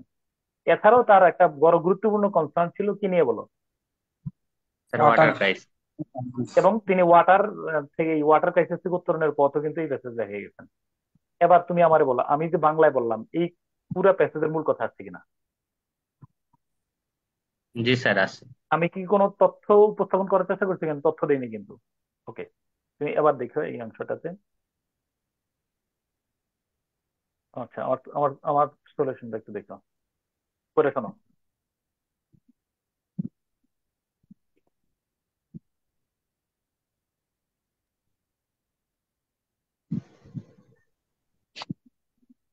একটু পড়ো Rakib. Former President of India,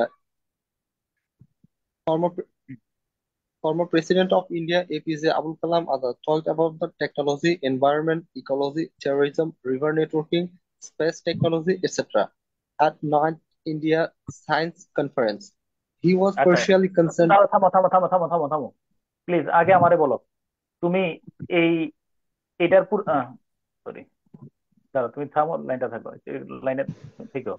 তুমি আগে বলো এই যে লাইনটা পড়লা, এই লাইনটা আমার এই পেজের সামারি হয় কিনা, এই অংশের সামারি যে internationally accredited representation former Indian president, এই যে widely known as missile man India, এই সব বাদ দিয়ে তার মূল পরিচয়টা কোনটা বলো, ফরমার ইন্ডিয়ান প্রেসিডেন্ট, তাই না? Yes, sir. এরপর Yes, sir. বাকিগুলো হলো তার আরো বহুত পদবি থাকতে পারে। এপিজে আব্দুল কালাম শেষ, এরপরে তিনি এই এই একটা ভাষণ দিচ্ছিলেন, তার মধ্যে তিনি বলো এটার সামারিটা এই পেজের মধ্যে যা আছে এটার মূল কথাটা এইখানে আছে কিনা, হ্যাঁ বা না বলো। আছে sir. Yes. Yes, sir. Fine, তারপরে পরের লাইনটা পড়ো। He was He was he was concerned. particularly concerned about the future energy crisis of the human race. পড়ো। He presented the limitation and negative effect of wood, fossil fuels, coal, nuclear power as energy sources and suggested to look for renewable energy, especially solar energy. He solar also energy, warned. তাহলে হ্যাঁ, দাঁড়াও, এবার একটু পরে যাও। এটা হলো, আমি বলে রাখি, he particularly concerned about the future energy crisis of the আচ্ছা sir. Human race. He presented the limitation and negative effects of old fossil fuels, coal, nuclear power as energy sources and suggested, এবং এই সবগুলোর limitation খুঁজে পেয়েছেন এবং তিনি renewable energy suggest করেছেন, বিশেষত সোলার এনার্জি। এবার আমারে আচ্ছা। বলো একটু, তুমি বলো এইখানের এই এই অংশের সামারি আছে কিনা এখানে। Yes, sir. আছে এবং স্যার। এই যে, এবং এই অংশটা দেখবা যে এই অংশটা একেবারে পুরাটাই, এই যে এই পুরাটাই হলো এই যে তিনি সোলার এনার্জিতে কেন গুরুত্ব দিয়েছেন। আমি একটা সচেতন ভাবে এই প্যারাটা বাদ দিয়ে ফেলছি, কারণ এই প্যারাটা হলো সোলার এনার্জিকে তিনি কেন গুরুত্ব দিয়েছেন এটার ব্যাখ্যার দরকার নেই। এটা পুরাটাই সোলার এনার্জির বলতে এগুলো এগুলো বাড়তেছে, এগুলো আমার সামারি বিষয় না। বুঝছো বিষয়টা? ওকে, Yes, স্যার। এরপরে এসো, এরপরের পয়েন্টটা পড়ো। হুম, বলো। স্যার স্ক্রিন শেয়ার তো হয়নি। স্ক্রিন শেয়ার হয় না? বলে কি দেখিলাম? হয়েছে স্যার, হয়েছে স্যার। হ্যাঁ, বলো। হ্যাঁ, He He wa- also he also warned. warned about the water crisis of future generation. In order to get safe drinking water, he advised to redistribute water supply, find new source, reduce water demand, and reuse used water. Total almost 97 word. তুমি যদি আরো বিশাল পরিমাণ তেলে দেখো যে 120-25 হয়ে গেছে। তাহলে এটাই এই এই হলো একটা মোটামুটি তুমি সামারি লেখার যে আহ, আবশ্যিক ধারণা। তোমার দুইটা কথা বলে আমি ক্লাস শেষ করতেছি। একটা হলো তুমি দেখো, আমি দুইটা কথা বলি, এই দুইটা কথা সামারির জন্য আরেকবার তুমি কি পয়েন্ট হিসাবে নিবা। এদিকে দেখো, এই সামারি লেখার মূল উদ্দেশ্যটা হলো, স্যার এই ফাইলটা আমি একটু আমাদের গ্রুপে দিলে ভালো হয়। হ্যাঁ দিয়ে দেবো, সমাধানটা দিতেছি, একটু কথা শোনো। প্রথমে আমি বলছি যে একটা হলো সামারি লেখার আদর্শ মত হলো পুরো প্যাসেজটা পড়ার পর আমি কি বুঝছি এটা মূল কথাটা উপস্থাপন করার সহজ সাবলীল ভাষায়। হ্যাঁ বা না বলো? Yes, sir. আমি বলছি যে এই জি স্যার। প্যাসেজের মধ্যে, এই প্যাসেজের মধ্যে শুনো, এই প্যাসেজের মধ্যে এপিজে আব্দুল কালাম এই জায়গার মধ্যে কয়েকটা ভাষণ টাষণ দিচ্ছেন। তিনি বিশেষত এই বিষয়টা নিয়ে উদ্বেগ প্রকাশ করছেন। তারপরে তার উদ্বেগের ভাষণ করার পরে তিনি সমাধান দেখাইছেন। এছাড়াও তার আরেকটা বিষয় কনসার্নের ছিল ওয়াটার, এটা এটা নিয়ে তিনি সমাধানের পথ দেখা গেছেন। এটা হলো আমি বুঝছি, বাংলায় বুঝছি, ইংলিশে করছি। সেকেন্ড, আর একটা ক্লু বলছিলাম, খেয়াল করে দেখো, যদি আমরা থিমেটিক কোশ্চেনের প্রশ্নগুলো ধারাবাহিকভাবে চিন্তা করি, ঠিক আছে, তাহলে কিন্তু একটা একটা ধারণা পাওয়া যায়। খেয়াল করে দেখো, এই what is the passage about, তাহলে এপিজে আব্দুল কালাম যে একটা স্পিচ দিচ্ছেন, সেখানে তিনি গুরুত্বপূর্ণ বিষয়গুলো নিয়ে আলোচনা করছেন। এটা প্রথমত চলে আসছে। এরপরে তার উদ্বেগের বিষয় ছিল কি, বলো কি ছিল বলো? Sir energy crisis. Energy energy crisis. কারণ এরপরের ভবিষ্যৎ প্রশ্নগুলোতে, হ্যাঁ এরপরের প্রশ্নগুলোতে আমরা দেখি যে তার লিমিটেশন, অন্যান্য সবগুলো সোর্সের মধ্যে তিনি লিমিটেশন খুঁজে পাইছেন। ফলে তিনি একটাই সমাধান দিচ্ছেন। সমাধানটা কি ছিল বলো? Renewable energy, sir renewable energy. Specially solar energy, ঠিক না? এছাড়াও তিনি আরেকটা বিষয় নিয়ে কনসার্ন করছেন, তার একটা ইয়ে ছিল, ওয়ার্নিং ছিল, সেটা হলো কি বলো, ফিউচার জেনারেশনের। হ্যাঁ, ওয়াটার সেক্ষেত্রে তিনি কি ক্রাইসিস। দিচ্ছেন বল, তিনি ওই যে সাজেশন কতগুলো দিয়ে দিচ্ছেন এটা। তাহলে আমি দুইটা সোর্স বললাম। প্রথমত হলো যে পুরো প্যাসেজটা পুরো তুমি আগে বাংলা চিন্তা করবা, এটা একটা সোর্স। আরেকটা হলো কি বলো, থিমেটিক কোশ্চেনের প্রশ্নগুলোর সাথে মাথায় রেখা তুমি আহ, এবং থিমেটিক কোশ্চেনের প্রশ্নগুলাই একটা প্যাসেজের কোর কন্টেন্ট, মূল বিষয়গুলো থিমেটিক কোশ্চেনে আছে। যে অংশটা থিমেটিক কোশ্চেনে আসে নাই সেটা মূল অংশ না। আমার কথার সাথে তুমি একমত? জি স্যার একমত। ঠিক আছে, ওকে, আল্লাহ হাফেজ। তাহলে আগামী ক্লাসে দেখা হবে ইনশাল্লাহ। হ্যাঁ, আসসালামু আলাইকুম। আসসালামু আসসালামু আলাইকুম। আলাইকুম স্যার। শেষ দিচ্ছেন গ্রুপে এখন না?